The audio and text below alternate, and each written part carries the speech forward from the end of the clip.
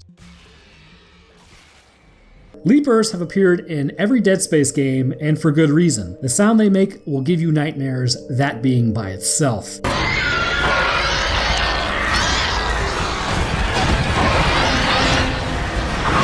But luckily, there's more. They also possess a long tail that aids in their hunting, which allows them to leap vast distances towards their prey, grabbing onto them and granting them a swift death. But it's not just the leaping you have to worry about. They have powerful upper bodies that can be used to knock down anybody and then climb on top of that person. Even for the most stubborn person who wants to stay vertical, the leaper also possesses a razor-sharp tail. Leapers are made from a single human corpse, but they have been modified to give them greater agility and mobility than possible with the standard human frame. The muscles in the upper arm have been increased in size and become more developed to give the creature sturdy running abilities. But it has also granted them climbing abilities as well. The fingers have developed into claws that can be used to keep them onto walls and ceilings. These claws can also be used to slash at humans, cutting them and delimbing them in some cases. The thumbs of the hand appear to have been twisted backwards to create another point of contact, giving the leaper what appears to be like animal paws. The ridges of the vertebrae have also been lengthened to protect the back of the creature, ensuring that nobody is going to be jumping on it unless they want a face full of spine. The spine has also been shaped in a way that aids the leaper in running and jumping by keeping the bone out of the way of the shoulder blades. The legs are not even remotely present in their human form anymore. The muscle and the bone almost appears to have been melted down into their original components and restructured or fused together to form the tail of the creature. This has created a single limb that has formed into an agile, strong, and whip-like tail that is able to contract and coil as well, so that it can lash out like a snake biting, or really almost like a scorpion tail. But what would this tail be without its main offensive weapon? Tipped with a sharp, bony barb, the creature is able to stab at any approaching human. The bone is reinforced to the point that even when it strikes metal, this barb will not snap, which is bad news for anyone without armor because the barb will go straight into you and pull out anything it touches when the tail retracts, and this is going to quickly kill any person from shock and blood loss. Also, the distinct lack of lungs or organs or anything like that, they're apparently very necessary to survival. The tail serves another purpose. Seeing as it is 2 legs formed into one tail, it still possesses a lot of muscle that the legs used to possess. And if you know anything about leg muscles, they're very, very strong. Even if you do not lift, you can still basically push a lot more weight than what your body is. In fact, fun fact, I know this has more to do with bones, but the muscles actually absorb the impact. I believe if you fall like a foot, it's technically almost like a couple thousand pounds on your legs. So that should tell you what your legs are designed to do and how strong they actually are. But this muscle has given the leaper the ability to, wait for it, leap vast distances. Not only is it able to use this tail as a stabilizing factor when leaping, as in the air, it also provides a counterbalance so that it can precisely land. The skull and the face region appear to have been separated at the joints at the neck, moving the head forward to a more parallel orientation. The reason why humans were able to develop such large brains and heads relative to body size is that our skulls sit on our spine. This means less muscle is needed in the neck region to support the head and keep it stabilized. Whereas if you take like a dog or a cat with the head being held up by the neck, this has impeded their brain size and their skull cannot be too large, as this would risk straining the neck and bones long term. But with the leaper, the human form has somewhat regressed, and it appears that the spine now supports a forward-facing head at the back of the skull rather than at the base of the skull. The jaws have become massively mutated. The upper set of teeth are now completely gone, along with most of the flesh of the mouth all the way back to the throat. The body has been twisted into a new form with multiple appendages jutting out from the face. These sharp, bony fangs encompass the upper and lower portions of the jaw. In the lower jaw, it is split into two mandibles that sit with knife-like fangs. In Dead Space 1 and 2, the jaws appear to have been bones formed from the skull, and the chest is enclosed. In Dead Space 3, however, the fangs appear more to be like fingers, and also there are two rib cages that can be seen in the body, and also multiple arms attached to this creature. This indicates that the Leapers in Dead Space 3 are actually made up of multiple corpses rather than a single body, which we see in Dead Space 1 and 2. Almost strangely, the Leapers appear to be the best adapted to zero-G environments. Able to leap and run as well as attach themselves to surfaces, they have little issue navigating and hunting prey. In fact, they are even quicker in these environments as there is no gravity to slow them down. Leapers also like to hunt and scout. They will use the vents in inaccessible areas to watch prey, almost sniffing them out. This also means that they can really jump out of nowhere, and they lurk in dark corners of large rooms to attack unsuspecting humans. There exist some enhanced forms of the Leaper that are obviously going to be much tougher and stronger than their lighter colored brothers. They are dark and possess red glowing eyes,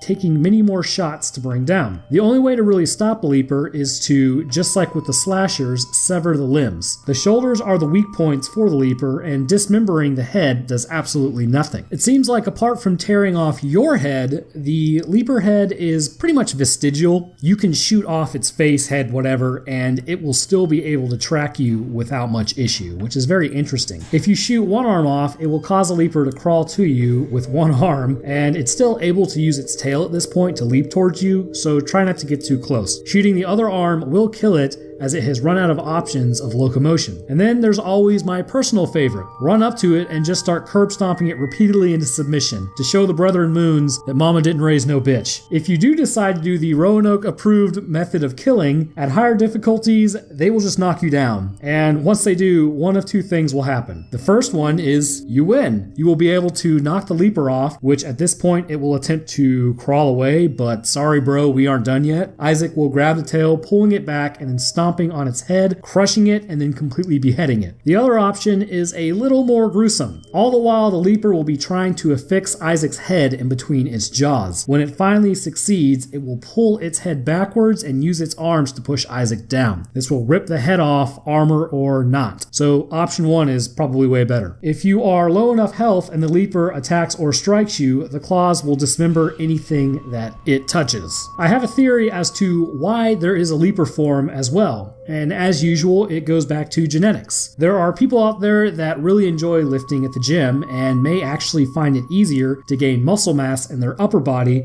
rather than their lower body. In fact, just as a little anecdotal evidence, I used to play football and there was a guy I knew who could squat around 500 pounds, but his calves were the size of like somebody's forearm. It was really strange. But anyways, this says to me that there is a genetic predisposition towards gains in the arms and shoulders, which would mean that the upper body was more capable of supporting the entire body of this creature, rather than say somebody smaller who's more evenly distributed muscle mass. They would not be as capable of supporting their entire body with their upper body, so they become slashers. So what this really says is this is why this creature is able to use its arms to run, which frees up the legs, which become the scorpion tail that we see in the Leaper.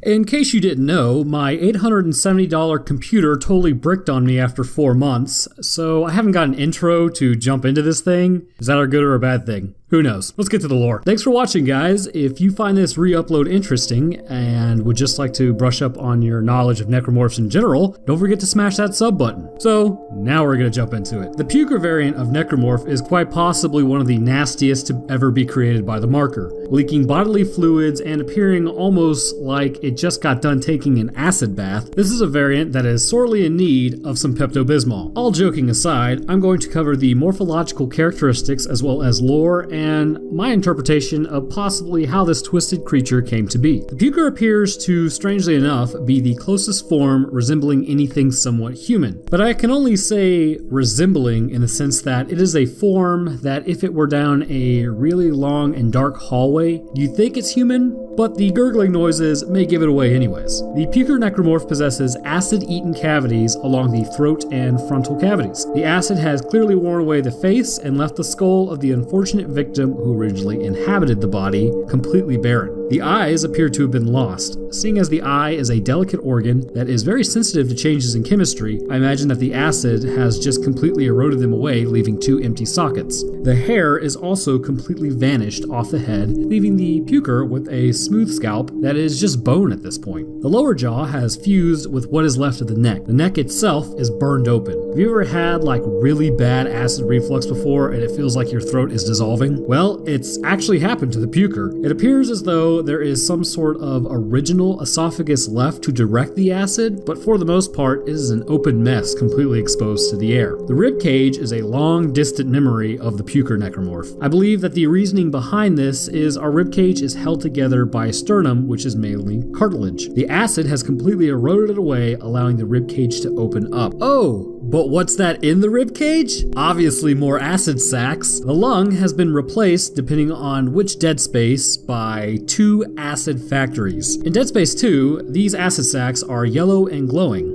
In Dead Space 3, they are a dark green color, possibly due to the age of the necromorph. The stomach is nowhere to be found in that mess of a body, so it looks like the lungs have taken over the acid production. Due to this acid production, though, it has also melted away the skin and muscle that contains the abdominal cavity. Because of this, all the organs of the puker have begun to spill out, dripping acid further down the body. The puker possesses 3 legs. The original 2 legs that nature had given the person clearly wasn't enough or strong enough for the puker. They are both used to support the creature, though. One leg in particular appears to be more dominant than the other. The recessive leg has swung around somewhat vestigially to the side, but it can still kind of be used to stabilize the puker. Another leg has sprouted interestingly not from the pelvic region of the puker, but instead from the abdominal region. This necrotic leg is going to be made from the remnants of the abdominal muscle and the intestines. This combination gives the new leg a stringy intestinal look that, let's be honest, it's pretty nasty. The hands have become claw-like features and are composed of the fingers of the individual that have now fused together. These claws are used for grappling, grabbing, holding prey,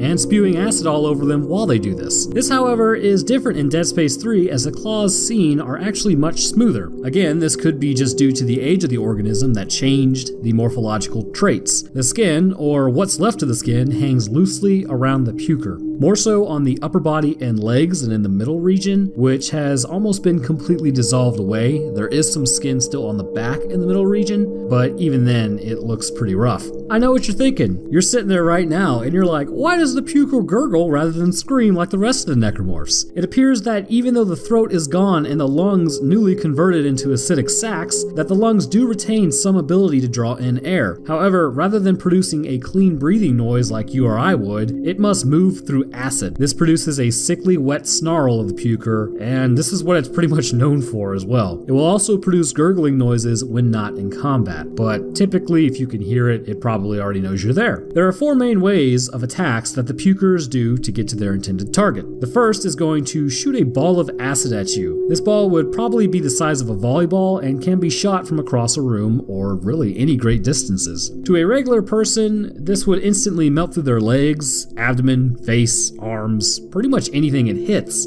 This will leave them helpless if it hits an extremity, or if it hits their face or vital organs, it'll just kill them outright. If wearing armor, this corrodes the armor and slows the person down wearing it, allowing the puker time to get to them. The second way is a projected stream of bile. There is more this time and would no doubt dissolve a person within mere seconds. For someone in armor, this causes damage to them as it eats through the armor and slows them, although it does not seem that a person at full health will be killed by this in one go. The third way is just your standard melee attack. Like most necromorphs, the puker is stronger than your average person. Their slice can delimb a person pretty quickly, in fact. Even with armor on and undergoing the rig strengthening process, they can still kill you just by hitting you. The fourth way is the most personal, I believe. The puker will grab a person in armor and begin to puke on them. Eventually, the helmet is melted away, leaving your nice supple face exposed. At this point, the puker will vomit down your mouth and face. This will begin the process of dissolving your face, but because it went down your throat, probably because it went through your face, it will also begin to dissolve your insides. This will lead to you coughing as you try to expel the bile, but your trachea and esophagus are quickly eaten away, which ultimately leads to the death of the person. Honestly, just a horrible way to go, good lord. So I promised you a theory on why the puker becomes what it becomes. Well, like most of the theories I have on the necromorphs in the Dead Space universe, this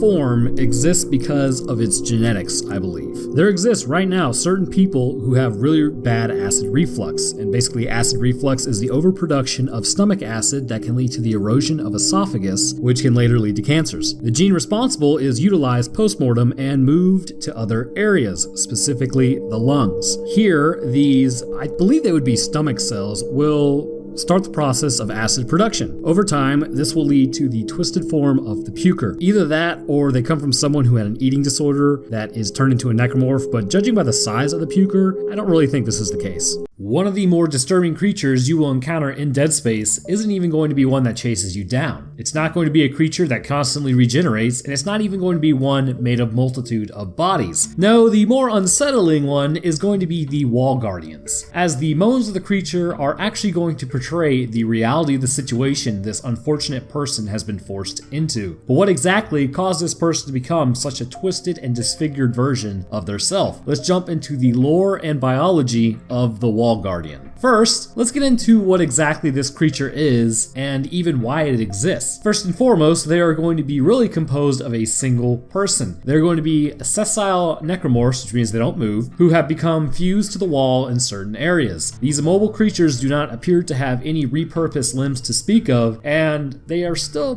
pretty much very lethal. If anyone gets too close to investigate the suction cup thing to the wall, it will be their instant death and decapitation of the person. These types of necromorphs exist for one of two reasons. The first is that the necromorphs are in like a sensitive area. They do just as their name implies, and they are guardians. Say a newly formed juvenile hive mind is behind a couple doors, a wall guardian is put in the area to stop any would-be hero engineers from taking down the whole plan. They will guard and ensure the safety of the necromorph in the area. The second reason is really much less cool. They're just obstacles. I feel like sometimes the marker likes to screw with you and make you think that there is something in the area worth protecting, but really it's just a form of crowd control. If you were to get a group of survivors running through an area and a guardian was located there, odds are they are not going to be making it out intact. So, how does a wall guardian even come to be? Great question, random viewer. To answer that though, we need to learn about what the corruption is. Think of corruption as a readily available biomass. It also serves many other purposes, however. The main one being that it is actually going to be an atmosphere changer.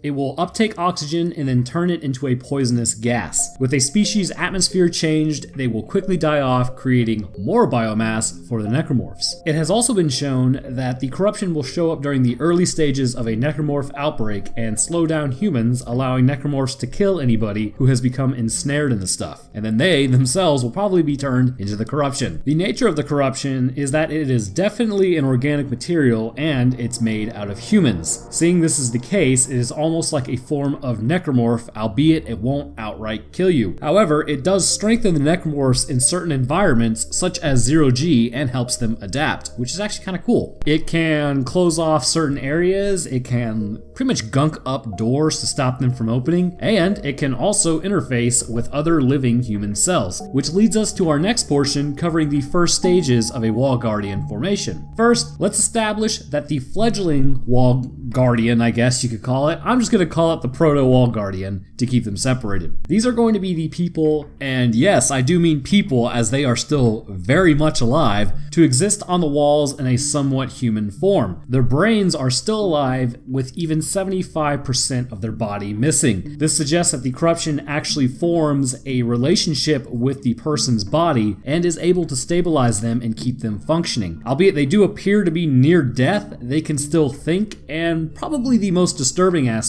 can still feel. Why the marker would deem it necessary to keep a person alive and functioning during this horrifying stage is beyond me, but it does make for some interesting biology. Let's jump into that for a moment, for like a little offshoot here. The corruption must clearly be coursing through the veins of the person and feeding the brain oxygen, which means this is almost like a deliberate attempt to keep the person alive, and not really just a byproduct of it. The corruption would also need to carry out the metabolic processes for the remainder of the body that it would typically undergo on a day-to-day basis, and you also got to figure this thing is stressing the body, so any metabolic processes you do have are going to be sent into overdrive. So again, this kind of leads even more credence to that it's a supplementary role that the, I guess, marker has a plan for this body. Definitely interesting, if not absolutely terrible. Anyhow, at this stage, the person is going to be extremely weak and lethargic, but then again, I'm fairly certain I would be pretty weak and lethargic if most of my organs and my body were dissolved. The Proto-Wall Guardian is going to be easily dispatched and dealt with, unlike its final form. Typically, the creature is not really going to draw too much attention and will play dead when anyone is near until they come close to investigate. The Proto will lash out at them with its intestines that hang from its torso. The host has no longer any control over this function, but the person does peel back their skin hanging around the intestines to allow the intestines to actually strike. Whether this is done out of pain, reaction, or something else is unknown, although just from my layman's perspective, judging by the proximity of the corruption to the spine, it may be an automatic function, but really, there's no way to honestly tell if the corruption is having a direct interface with the spinal cord moving the arms. Anyhow, this is basically going to do very little damage to the person, but it does some damage. So if you're really low on health, I suppose it could technically kill you. Given enough time and with no Isaac in sight, a Proto-Wall Guardian will collect enough biomass to become a full-blown Wall Guardian. The body at this point will be completely fused with the surrounding corruption, and they have been changed significantly. At this point, any remaining human features beside the head are going to be completely indistinguishable. So, the Guardian is still going to scream and moan at this point, and not like a "I'm a necromorph, I'm going to kill you" scream, like a human in a monumental amount of pain scream. Take a listen to this, it's pretty bad.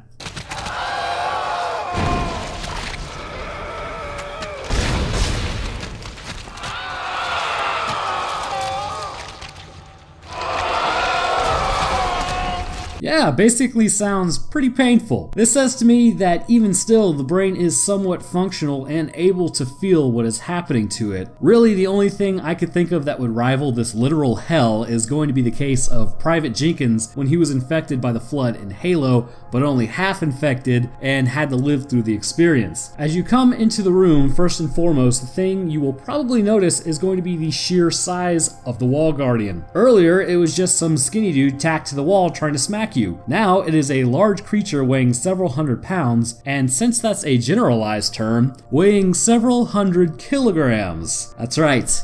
I'm going international. There are many things that have changed at this point. The human arms have disappeared completely from the Wall Guardian by either reabsorption or atrophy, as they served no purpose with the corruption. The head has been heavily altered, and pretty much the lower jaw is going to be completely removed, with most of the neck disappearing as well. Although there is still somewhat of a neck, as the trachea is exposed, which leads to the wide open thoracic cavity. There sits a sac that houses a couple of things. The first is going to be the tentacles that further anchor the creature to the wall, which are brought out should anyone get close enough. It also houses a razor sharp tentacle made out of intestines and probably probably some form of bone that will take out anyone who gets too close. The sac is also able to spew out a type of embryonic spawn known as pods. What are pods, you ask? Well, I would be happy to tell you. A pod is going to be what appears kind of like somewhat of a person. Now, I am not certain if this person was killed and absorbed into the sac or if the corruption actually makes these things automatically, but when a person is too far from the tentacles to reach, the wall guardian will push out these pods for ranged attacks. A heavily distorted mouth and a pair of eyes can be seen on the twisted version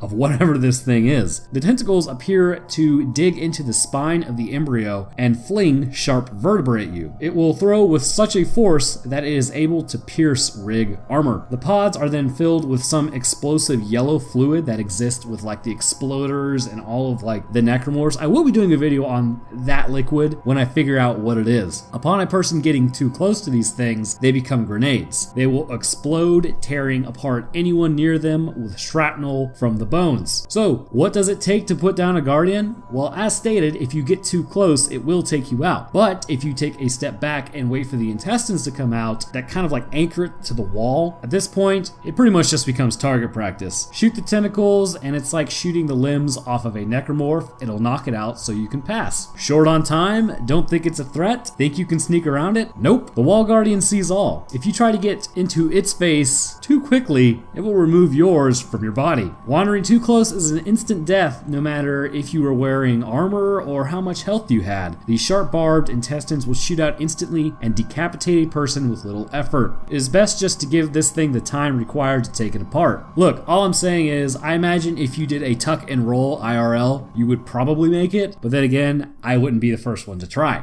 Today, we've got an enemy with a name that is well earned, the Brute. And believe me, these guys make the brutes from Halo look like pushovers. So let's dive into this monstrosity and see what makes it tick. In the immortalized words of Zach Hammond, I saw something out there. I don't know what, I only got a glimpse. But it was big. Really big. The Brute is one of the larger necromorphs from Dead Space, and it is made up of multiple bodies of victims. Not only does this increase its weight and strength, but it also has a heavy organic armor in its front. This, coupled with the extreme strength, makes it one of the deadliest necromorphs you encounter. Have you ever heard how if all of our muscles pulled in one direction, we could actually lift 25 tons? Well, the Brute has accomplished this, and it could probably lift more than 25 tons. The Brute gains its armor from the bones and calcified skin of the human that used to be its arms. The back of the body is relatively weak, however, as it is not armored, and its hide is easily pierced. To continue on with the posterior, vestigial arms can grow to help support the Brute if someone was, say, able to take off its arms and dismember it to keep it from attacking. The chest is home to a sac which produces highly explosive organic material. This material is similar to the explosive necromorphs, and much like with them, it can be a weak spot used to attack the Brutes. This Brute isn't going to look anything close to a human, and actually resembles an animal more so. They are also going to be the largest necromorphs that you are going to really encounter that's going to be a standard form. They move around much like a gorilla would, using their arms to pull themselves forward, as you would see with, say, a silverback gorilla. It will tear you limb from limb if it gets a hold of you, much like a silverback gorilla. They will charge and pummel you with their large, muscular arms and hardened foreheads. If you run like the girly man you are, which, yeah, I never do that, they will produce ranged attacks and attempt to blow you apart from a distance. So you're probably wondering, well, if I just avoid getting close and avoid the organic bombs, I could pretty much run around it, right? Well, despite the heavy armor, the Brute is actually very quick for its size and pretty acrobatic as well. It can leap through objects, and odds are you might not even see it in time. Despite its massive size, the Brutes will use stealth to take their prey by surprise and immediately crush the unfortunate victim's body. Their strength is exemplified as they can also carve holes through solid metal in the hulls of ships, which is absolutely insane considering they are organic material, but we're talking some thick metal here, and they are able just to go right through it like it wasn't even there. Luckily for you, I'm here with somewhat of a strategy. All is not lost. The Brute has some glaring weaknesses that can be exploited. The joints in the shoulders are exceedingly weak and are able to be shot to dismember the arms.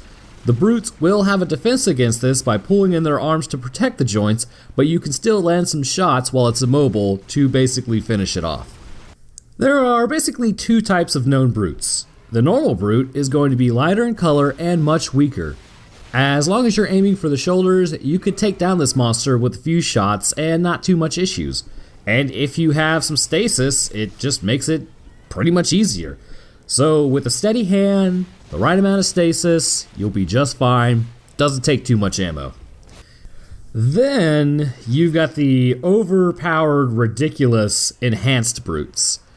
Basically, these are the marker's answer to, if anybody has survived, send in these guys. They are dark black and have red yellowish eyes. They can take even more damage, have stronger armor, and the shoulder joints appear to be almost reinforced. It takes many more shots, and you need plenty of ammo to take them down. If you run out, well, I suppose it's pretty much game over for you, because it doesn't matter how many times you hit this thing, it's gonna kill you. So, much like most humans, I bet you're sitting there wondering like, well, what does a game over look like? Let's just say it's not very pretty, and it'll probably haunt you for the rest of your life.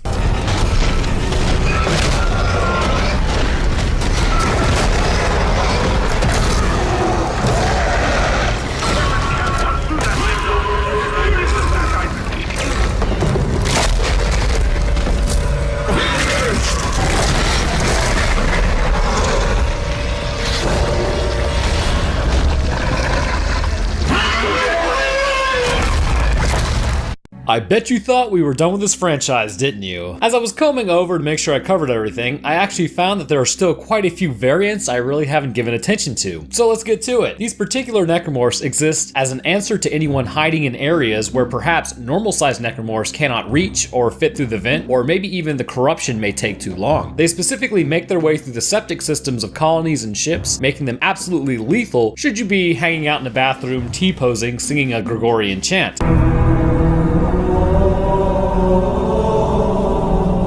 Alright, so my ticket into the cool crowd with the youth by using the outdated meme has been set, so let's get to two very similar necromorphs that fall under the category of swarm. On the Ishimura, these guys are simply an afterthought of the marker. You wouldn't be wrong in thinking that they are just really made over the leftover material, and they appear to be the intestinal tracts of the pregnant necromorphs. Now, I have covered the pregnants pretty extensively, so if you'd like to see a video over that, there should be a card at the top. Anyhow, the swarm is usually housed within the stomach pouch of a pregnant, and upon expiration of the pregnant, or should the pouch become too damaged, they will begin to swarm towards Isaac, hence the name. They move rather slowly when approaching their target and are extremely weak, however. Really only having to be crushed by Isaac to remove them, you'd imagine it would be pretty easy to get rid of them, right? Well, there are hidden parts on their body that they actually use in the attack that may be why they're even able to overpower anybody utilizing rig armor. Upon looking at the swarm from Dead Space, it's easy to think that because they reside in the intestinal tract of the pregnant, they're actually, once again, composed of the actual lining and organs themselves. But would you be surprised to know that they are actually hands? Well, actually more likely a combination of metacarpal, phalanges, and intestines. It may seem weird, but bear with me. Take a look at a pregnant. The arms that we see are not so much arms, but the new shoulder blades produced by the mutation of the body. The original person's arms are fused to the sides of the body with the hands located around the mid-abdomen area. This lines the hands up to be essentially deconstructed down and the bones reused elsewhere. This is perfect for making the swarm. Taking a look at their body, slowing them down using stasis, the feet that they crawl around on are quite clearly still fingers. The cartilage would still be in place as well as the tendons, allowing them to move. I bring up the side note that if these were actually just intestinal material, then their movement would look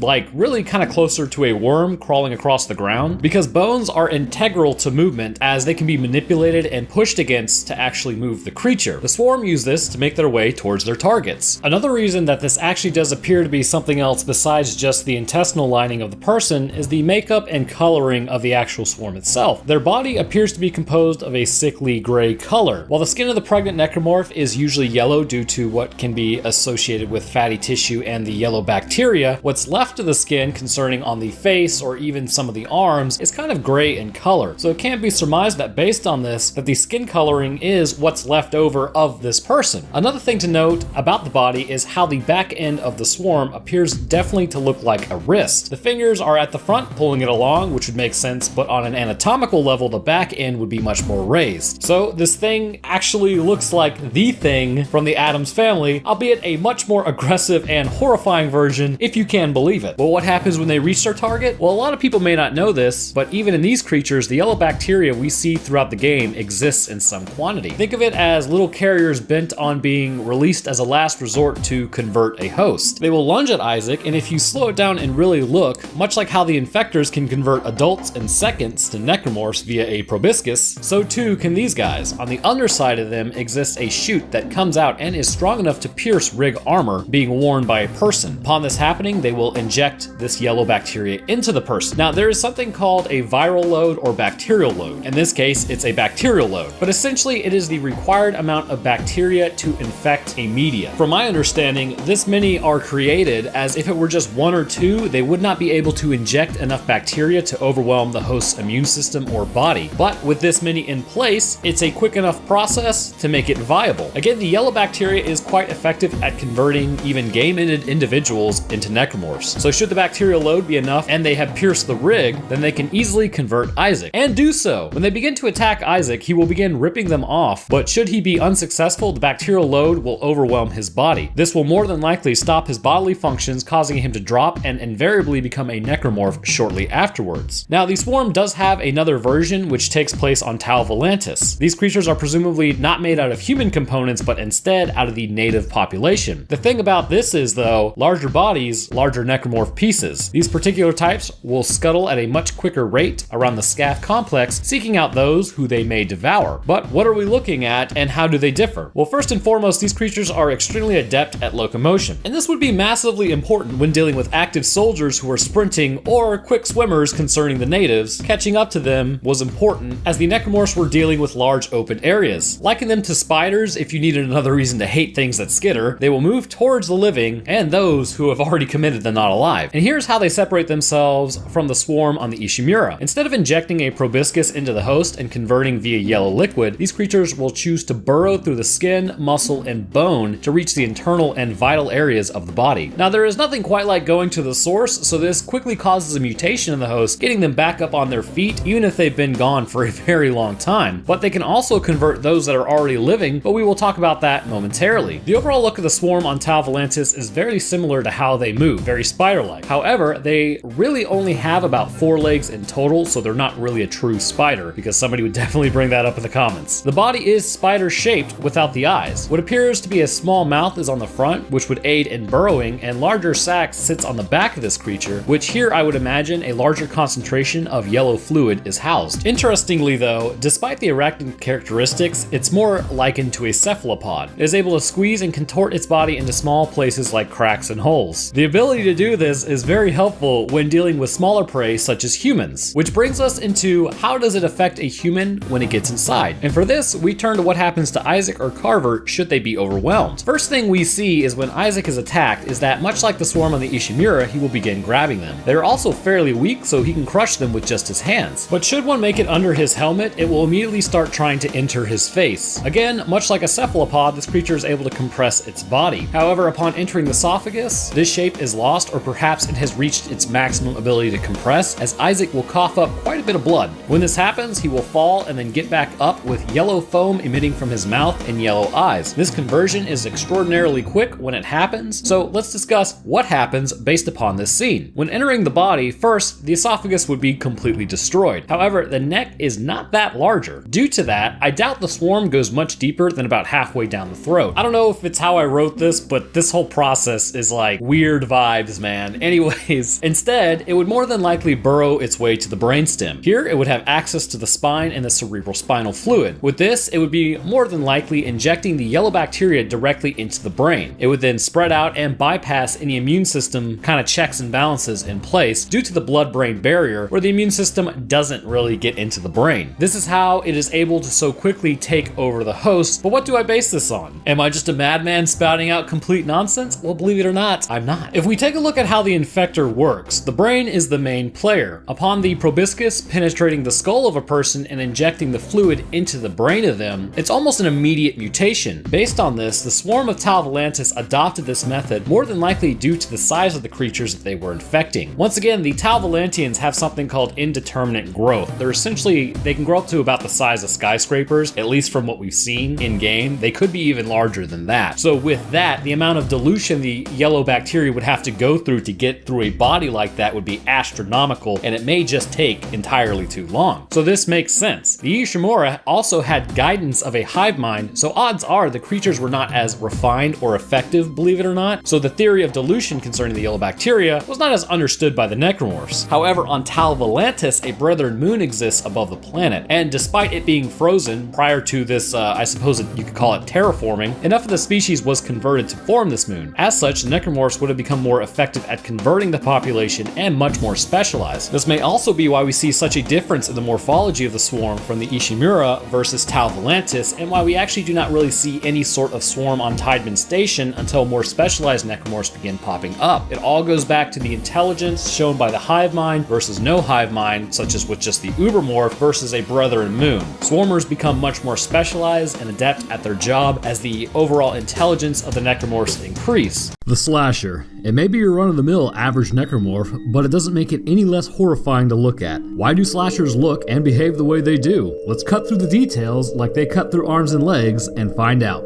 Welcome back, guys. So I ran a poll on if anyone would like to see my first 4 videos re-uploaded, as I think back then I had zero clue how to actually structure a video or write a script for one, and I got a pretty positive response on it, so I figured I would get cracking on that. I'm not saying my videos are perfect right now, but there's considerably less eye bleeding and a sense of nails on the chalkboard to be sure. If this is your first time finding one of my videos or watching, then please subscribe. I've got more coming out all the time, and hey, free entertainment, right? All you gotta do is push that button on the bottom right. Go ahead. It's red and it contrasts with everything else. It's perfect. Anyways, let's get to it, y'all. To quote, the slashers are one of the common necromorphs you encounter, and you will face them throughout the entire game. In the Dead Space universe, when a human is killed or infected, typically they will become a slasher. A slasher has elongated arms adorned with blades made out of repurposed bone, and they also possess talons. In the middle of their chest and abdomen area are 2 more hands that have sprouted out, allowing the slasher to grab onto potential prey while it tries to stab you in the neck. But before we get too deep into the morphology of this human-turned monster, let's discuss their typical overview. And get ready, because there are like 10 more variants of slashers. Did you know that? Because I didn't, so don't worry, you're in fairly good company. Let's get to it. The slasher is composed of a single human corpse. They are more commonly encountered in the game than others, and will badger Isaac from the first 10 minutes of Dead Space 1 all the way to the last few minutes of Dead Space 3. They have specialized arms which contain large blades of repurposed bone that has been twisted and remolded to fit the offensive capabilities of the slasher. The arms can be either the original arms of the human with the blades ripping through the hands and the shoulder joints broken so that the arms are held above the head, or the arms of the human have become essentially completely vestigial and new arms have emerged from the back of the shoulder blades. The new arms appear sinewy and also have quite a bit of exposed muscle. They still function as normal arms would and possess blades in which to strike victims. Either way, these are going to be the main weapons used by the slasher when converting the human population into the necromorph population, but their secondary purpose is to also stabilize the creature when it moves. These blades, combined with the raw power the slashers have, give it the ability to completely dismantle a human being piece by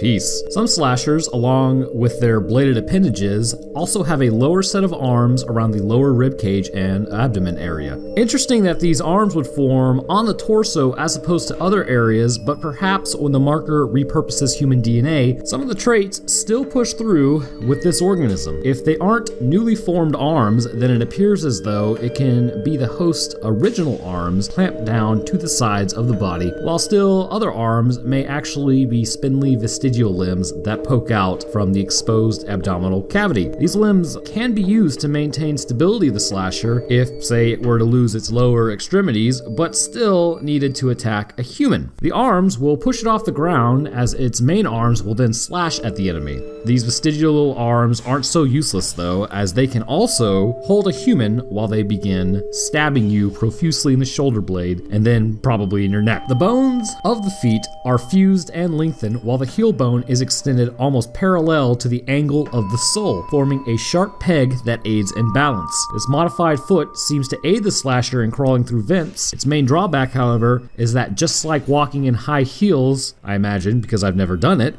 it gives the slasher a strange gait that requires a counterbalance. It will typically use its claws as this counterbalance, but it makes it much slower at walking. The face is severely twisted. There are typically two types of slasher heads and face. The first is just your average horrifying face. It looks like the mouth has been ripped open, and there may or may not be a lower jaw present anymore. The face is stuck in a permanent screaming position, or anger. It just looks really gross. Ugh. The second type of skull structure possesses two large bone protrusions. These jut out and appear much like a leaper's type of skull, where you've got these two bones at the bottom that have replaced the lower jaw. So it appears probably just like the leaper, an entire head can fit in it. Perhaps used to remove the actual head of the victim from the body, speeding up the necromorph process. The overall strength of the slasher is much more than that of an average human, and the reason for this is if you've watched any of my other videos, I explained that the human body actually has a massive amount of strength that our brains do not allow us to tap into because we could actually injure ourselves. Look at your fingers for a second. You could actually bite your fingers off like carrot sticks, but your brain's like, no bro, don't do that. So yeah, that's why we don't do it, just because our brain says not to. So anyways, we will call it about 1/3 of our actual potential is used in a day-to-day process. A lot of times, even with adrenaline output, we still don't necessarily tap into all the strength we have, but it's a considerable amount more. The necromorph has little need for self-preservation. They serve the marker. They don't serve their biological functions like we must. So their slasher form utilizes its strength at 100%. This increase in strength makes them devastating to fight, as in hand-to-hand, one-on-one combat. If you are working with less offensive capabilities and less strength, which you are because you're an average human, you're probably not going to fare so well. So now we come to the actual reason I wanted to re-upload. There are many different variants of slashers out there, and I intend to run through most of them. Some of them get a little redundant. There's a lot of info on these guys, so get comfortable. Let's start with the basic slasher, the naked slasher. These are the most frequent encountered in the game. They are also the most grotesque, in my opinion. They have lost all their clothes as to be expected, which shows you the true horrors that this person has become. Their abdomen is ripped open, exposing mutilated intestines. Two arms jut out at this point and are used for grabbing and stabilizing. Their skin is cut and scarred very badly. So badly that in some areas you can actually see exposed muscle. Their face is stuck in a fixed position and the neck is elongated in a slouching posture. The female civilian slasher is seen in Dead Space 2 after Titan Station begins to have a necromorph outbreak. They actually look relatively female still and have a complete lack of abdominal limbs. The blades always sprout from the host's original arms, and some will possess lumps and flays on their faces. Different than most other slashers, female slashers are able to spit corrosive acid on foes that will slow them down, allowing them to get in close and attack. The flight crew slasher, which apparently were all female, and like the average female slasher, they retain all their clothing as well. The torso has been slightly twisted to the left side, either due to transformation process or because the victim was severely injured prior to death. More than likely, a broken spine would be the culprit. The teeth have been replaced by a large, sharp, bony protrusion. The right arm appears to have been cracked with the ulna bone poking out of the skin completely. The neck has also been majorly injured with exposed muscle hanging from the neck, and the head seems to have been pulled further forward. I probably should put a warning gore on this because this is pretty in-depth. Anyways, the back leg has been twisted at the knee, also indicating a broken leg in the process. The face is stuck in an angry pose and the eyes glow dimly. Luckily though, her hair is all accounted for. She, just like any civilian slasher, is able to shoot acid balls that deal great damage. Any civilian slasher that's female, that is. The enhanced slasher is characterized by its molted black and green tissue, glowing eyes, and the presence of maggots infesting their bodies. Yummy.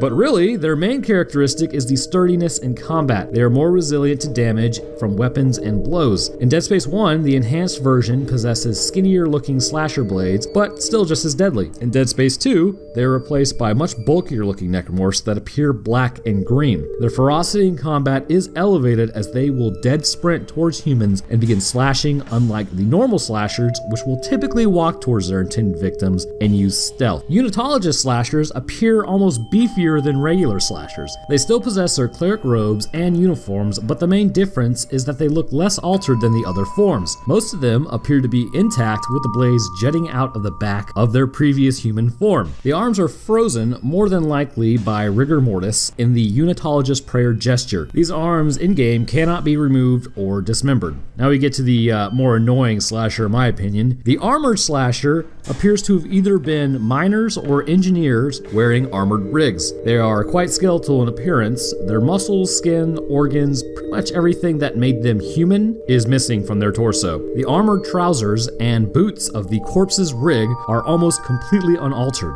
perhaps due to the strength of the armor. Arms have grown from their abdominal regions to hold humans. The only way to really kill these guys is to cause enough damage to the torso or cut off the head entirely. The twisted slasher is a strange one to say the least. Their body has been twisted grotesquely, possibly pre-mortem, but more than likely during the transformation process, as I can't really imagine what would have done this to them. This has caused their ribs to rupture through the torso. The hands have also twisted with strangely two blades coming from the sides of the arms. The right leg has also been bent backwards and the mouth has been torn apart. Also interestingly, the slasher has intact tissue up top with some blood spots, but the lower part of the body is almost completely devoid of any skin or tissue. The frozen variant appears to almost be the most intact. The legs are obviously broken and the left leg has been apparently pushed into the pelvis, creating a crease in the leg. The arms appear to be part of the blade rather than the structural support for it. The head is mostly intact with the jaw left, and most of the skin is intact for this particular slasher. The scaff slashers are mummified. They are now desiccated and green looking. In space, these slashers move as though they haven't moved in about 200 years, with some apparent shakiness. Waking them from their hibernation will cause them to jump down and, like I said, shakily get up after you. The scaff slashers on the planet, however, are covered in snow and typically burrow through the ground and ambush any human walking in the area. They're going to have their snow coats pulled over their face, so all you can really see is a mouth. The last variant is surprisingly, just as a little, if nobody played the DLC from Dead Space 3, is Norton. Obviously, this isn't an actual variant, but it's just an individual, so spoiler alert, just so you guys know, even though the game's been out for a while, after you shoot Norton in the face and get your woman back, you bring down the moon and then subsequently lose your woman again. However, in the DLC, when you fall back to the planet, you wake up and later on you see Norton standing in place shaking from the cold. When you approach him, the hallucination ends and Norton is revealed to have been turned into a slasher. So, double tap, have fun killing him again, I suppose. So, the last part we're going to go over is, if a slasher grabs you, what happens? Well, it appears that if you don't want to tap the button, or you just have morbid curiosity, the slasher will begin slashing at your shoulder, stabbing Isaac repeatedly in the left shoulder, I believe. So, after a little while, it finally corrects its position, and then will stab you in the neck. Now, when it stabs you in the neck, this obviously would puncture your esophagus and trachea, cutting off any ability for you to get air. It would probably also nick the jugular and carotid artery,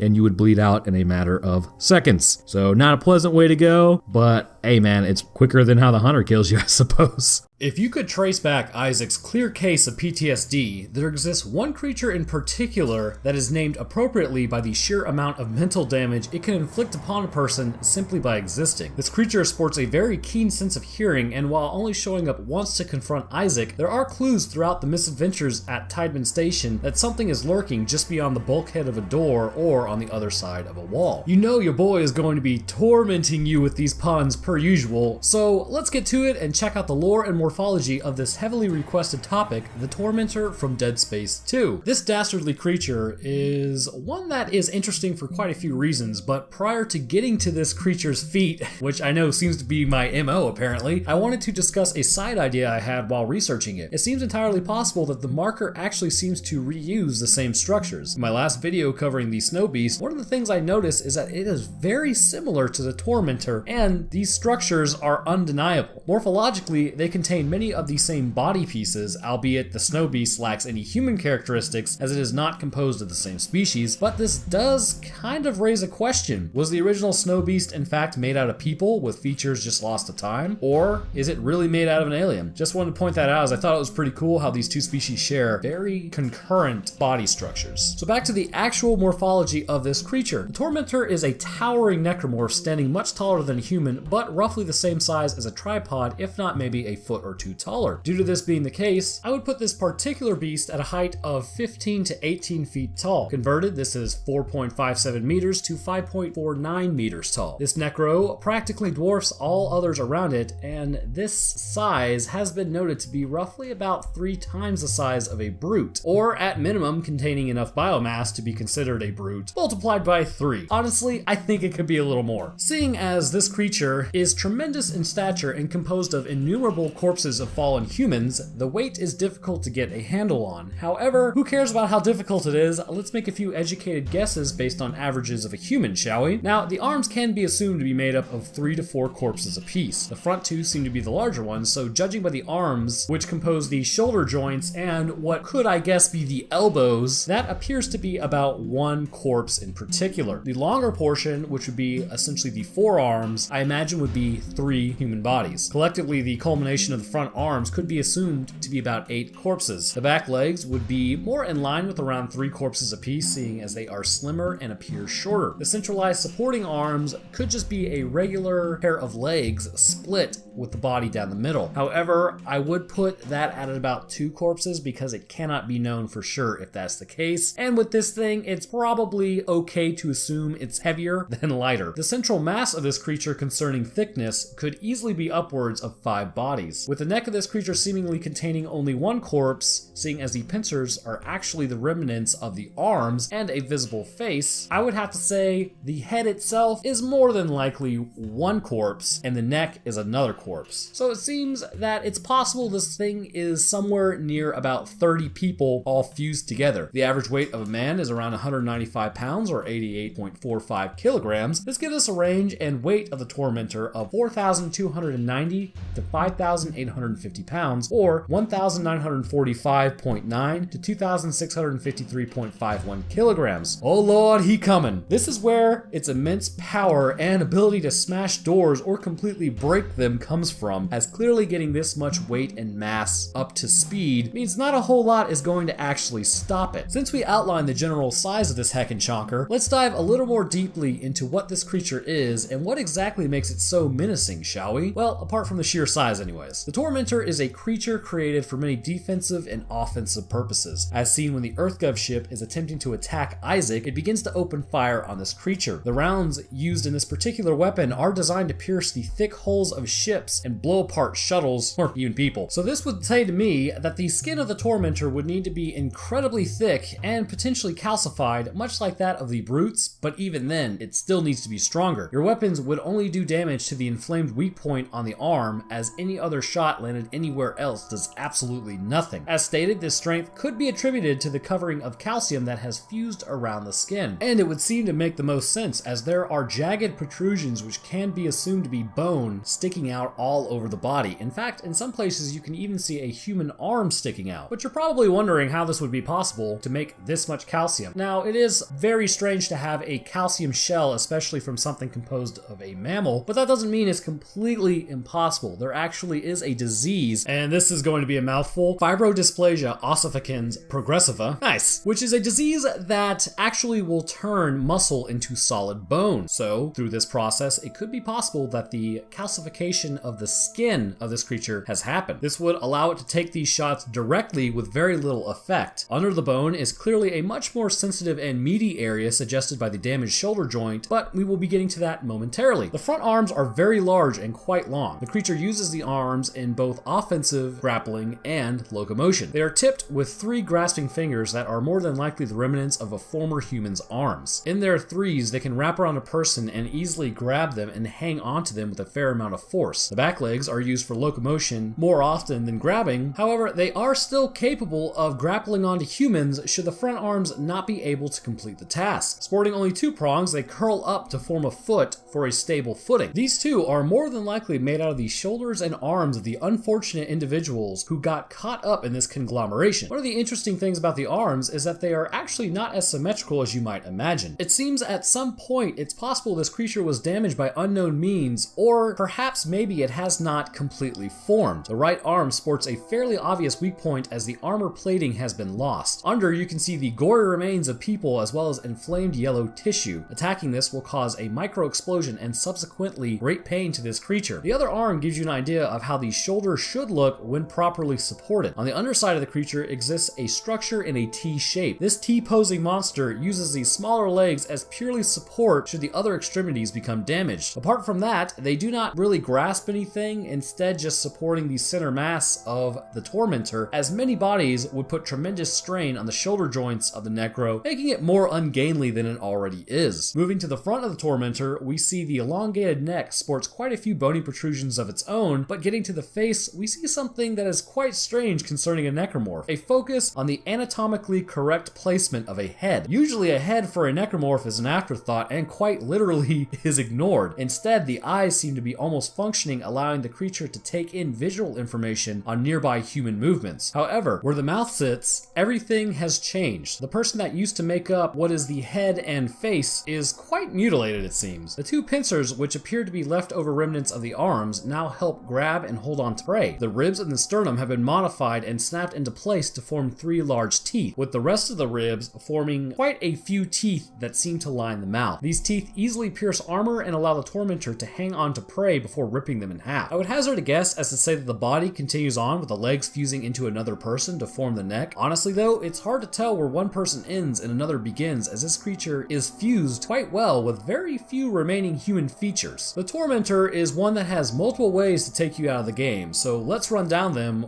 or really let's let it run down you. First example of committing the not living is just it straight tramples you. Upon getting too close, it will instantly take Isaac out of the game in the hallway and trample him, but really what happens is you just seem to explode. And considering this thing is several tons, it's really not that surprising. That much energy hitting a human could easily blow them apart, much like how a bear swiping you can literally knock your head off. The next way is if you don't clear the debris field quick enough, the creature will clear your head of your shoulders. Aiming for that all-important weak point is apparently quite important. Upon missing too many shots to take it out, or just waiting for the good old Grim Reaper like I am doing, the creature will grab you and become quite curious as to what your head actually tastes like. It will bite it off entirely, which, considering the other ways to go, is at minimum at least quick and easy. The last way comes after a flurry of action between Isaac, the necromorph, unitologist, and EarthGov. Apparently there is some grudge match, unbeknownst to us, between the tormentor that is chasing you down and the EarthGov ship that opened fires on the tormentor, breaking the glass in the process. Both you and the tormentor are spaced, and Isaac tries to flee the ship. But the tormentor isn't done tormenting you yet. Surprise, surprise. It grabs Isaac. If you screw up like I did the first time and not shoot the exploding tanks that, because for some reason they weren't obvious back in 2011, it will be able to get a much stronger grip on you. When this happens, it will use its teeth to bite into the side of Isaac. It will then completely tear him in half. And look at that, we get some floaty space hand, which is a callback to the original Dead Space 1 cover. For Isaac, there really is no rest. Basically, you just have to run from this creature and you can't ever really take it out. Even upon the creature being spaced, there is a good possibility it's not actually dead. After the explosion of the shuttle simply separates you and this creature, I imagine this calcified skin would continue to protect it much like it did from the weapons being used against it. From there, it more than likely just continues to hunt the station in other areas. Essentially, you luck out you don't run into this thing again. When a human body and a marker signal love each other very much, it results in a pregnant necromorph. And now with that disturbing imagery in your head, let's dive into the lore and morphology of Dead Space pregnant necromorph and find out what exactly this thing is carrying. A pregnant necromorph is going to consist of a single person, albeit they are going to be heavily mutated and pushed beyond their normal human form. I have a theory as to why this is the case, but we will be covering that shortly. Mainly just remember that with the biomass here to create this creature, it's going to be well beyond anything considered normal. The appearance of a pregnant necromorph is going to be a lumbering, massive creature, but it sports a few morphological changes that make it quite different besides the apparent bloated stomach. These changes are going to be necessary for the motility of the creature as it finds surviving humans and takes them out. Starting with the feet per usual, this is going to be a rather interesting section of the body. The feet themselves have shifted into position to match that of a canine or feline. The structure of the overall leg is going to be, for those at least that watch the Watchmen episode, known as digitigrade. These feet are going to be spread out in 3 long toes, giving them gripping power on the ground while it still walks. The feet have been angled upward at a 90-degree angle, creating a third section of the leg. Though for clarity, it is not the leg, it's still going to be the remaining foot. Moving up the leg where the skin and calf would be, it has become quite stubby in appearance. Measuring only half the length of the foot due to the size of the creature, this may just be an illusion. It is entirely entirely possible that the foot was lengthened, but the tibia and fibia remained their normal size. The knees have bent back and are still going to be quite functional. Think of it as kind of standing and then folding your leg underneath you while you are standing. That is going to be the overall structure of the leg. Overall, the size of the legs are going to be shorter and stocky. They're going to be very powerful and allow the creature to move forward towards its intended target. However, due to their structure, the size of the legs are not going to give them the agility or speed in the slightest. That might actually be beneficial for their hunting. Now we come to the abdomen area. This is where the creature actually gets its name from, as to be expected. The abdomen area has become quite swollen and a smooth yellow membrane can be seen. What you may not notice is this creature grew rather rapidly post-mortem and these strings of skin can be seen stretching across the abdomen area, but for the most part the skin is ripped to shreds, exposing a pregnant kind of sac. Here's why I love being a biologist. Let's theorize as to what this pregnant sac actually is. Well, judging by the fact that it is indeed a sac, I mean, clearly the most obvious answer would be it's the literal stomach of the person expanded to a ridiculous size, right? Well, I'm not so certain that's exactly what it is. If the stomach was expanded to a ridiculous size, it would still just be an empty sac. So where does the swarmer offspring actually come from? An answer to this is that it's not the stomach at all, like it has been theorized, but it appears to me that the creature's abdomen area has expanded and we are looking at the abdominal muscles post-mortem, which would mean that the swarmers themselves are more than likely going to be the remains of the necrotic intestines. Moving up the frame, we get to the arms. Well, two sets of arms. Some slashers become the versions who have the blades that come out of their hands, and others have new arms composed of muscle and bone coming from the shoulder blades. The pregnant is going to be the latter over the former. The human arms have actually ended up fusing with the sides of the abdominal area, which gives it a much wider appearance if you've ever wondered why they do appear so large. The new shoulder joints are going to be quite thick and actually appear to come out of the tops of the shoulders rather than the back of the shoulder blades. This gives the pregnant the appearance that those are actually going to be its regular operable arms. The arms are going to appear yellow and red in color. This actually leads credence to my earlier theory that the sac is composed of the abdominal muscle, as clearly the muscle on this creature has turned yellow. If the infector episode is anything to go off of, then I guess the reasoning behind this is that the yellow fluid or bacteria has permeated every part of this creature, which may also explain why the swarmers being the intestines, as clearly they have their own goals and dreams despite being housed in a larger necromorph. The blades of the pregnant are nothing to joke about. If the slasher's claws are a butcher knife, then the pregnant necromorph is going to be holding two meat cleavers. These claws are at minimum half the size of its arms and are exceedingly powerful. Getting in close will be a death sentence to any human not wearing rig armor, and even with armor, it is no guarantee they'll survive the onslaught. Coming to the head, we see that it sits at a forward angle rather than at the top of the body. This is more than likely due to the fact that the arms have emerged out of the top of the shoulder blades. The bone and muscle seems to have pressed the head down and out of the way. The head itself supports a relatively human form, possibly the most human form we've actually seen. Concerning the head, that is. The ears can be seen to a certain degree, but no hair exists on the top of the head. The eyes may still be there, but there is a shadow cast over them, so at minimum they are exceedingly dark. The lower jaw has been lost or absorbed by the body at some point. What has replaced it is going to be three hanging tentacles. They are strong enough, though not exhibited in game. This could be enough to give the pregnant an ability to hold on to people. Also, just a bit of side lore for you guys. Outside of the games, the pregnant necromorphs are going to be much more terrifying, standing anywhere from 10 to 12 feet tall or 3.048 to 3.658 meters tall. They are forced to be reckoned with. In game, however, they are a little taller than Isaac, standing at about 6.5 feet or 1.98 meters. Much more manageable in game than what originally they should have looked like. Now, let's round trip this thing and discuss where the extra mass comes from. First and foremost, this creature appears that it is not a pregnant woman and can really actually be either male or female. As far as we know, while the marker signal emits energy, it can't exactly create mass. As we all know, mass and energy are related to one another, thanks Einstein. Anyhow, that means that the biomass must have existed on the person pre-mortem. Therefore, this was more than likely going to be a much larger person. The extra fat stores on the body were presumably going to be converted after death due to the abundance of it into swarmers along with the intestines. This would explain a lot concerning the distended stomach, as before they were converted, the stomach was probably already going to be larger, but it would also explain the color of the pregnant. I mentioned earlier that the yellow fluid infecting the body, but the other option, knowing what we know about human biology, is that fat tissue is going to be yellow in color. The pregnant appears to have yellow all throughout its body, suggesting that it is covered in a fatty tissue. An interesting reason that I believe that they actually might be covered in adipose tissue is because if you come across the officers' quarters, you will find 4 pregnants in there. Now, when you go through the military, typically if you become high enough ranking, you're going to be older, and I believe that the physical qualifications are going to be much less than that of a lower ranking soldier. So this would explain why the officers on the Ishimura are actually going to be pregnants, as they more than likely contained more fatty tissue on their body as they lived a more sedentary lifestyle. But hey, that's just a theory. Oh wait, wrong channel. Never mind. So, what happens when you get close to a pregnant? Well, this thing is going to have a couple modes of attacks at its disposal. First and foremost, it's meat cleavers. These cleavers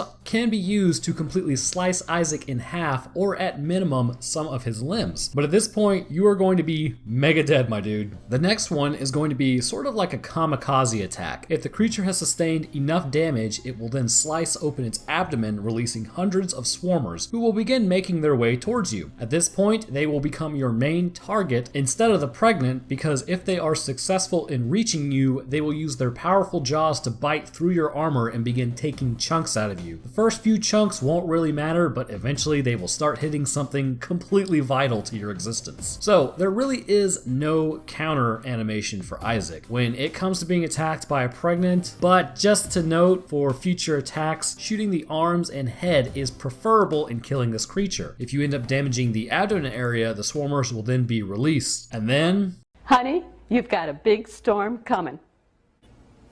So to my eagle-eyed viewers, this may look a little familiar to you. Way back in early 2018, I uploaded this episode using Xbox Record and then downloading it from the Microsoft website, so it turned out to be a stunning 720p at 18 frames per second. Basically nausea-inducing. So it's time to update this video and do it some justice. On Tideman Station, in the events of Game in Space, that's super annoying I have to call it that, many kids resided on the space station with their parents. Life for them was pretty standard, as with many children. Lots of energy, not enough space to get it out. You know, the standards to really drive your parents to take Excedrin and maybe engage in copious amounts of adult beverages. Prior to the outbreak, but shortly after the completion of the giant marker built by Isaac, kids would begin acting strangely, however. Eventually, these kids would go on to become what is known as the Pack. In this episode, let's cover the lore and morphology of what happens when a parent's precious little gumdrop succumbs to the necromorph outbreak, but also discuss how this disease changes the body when there is so little biomaterial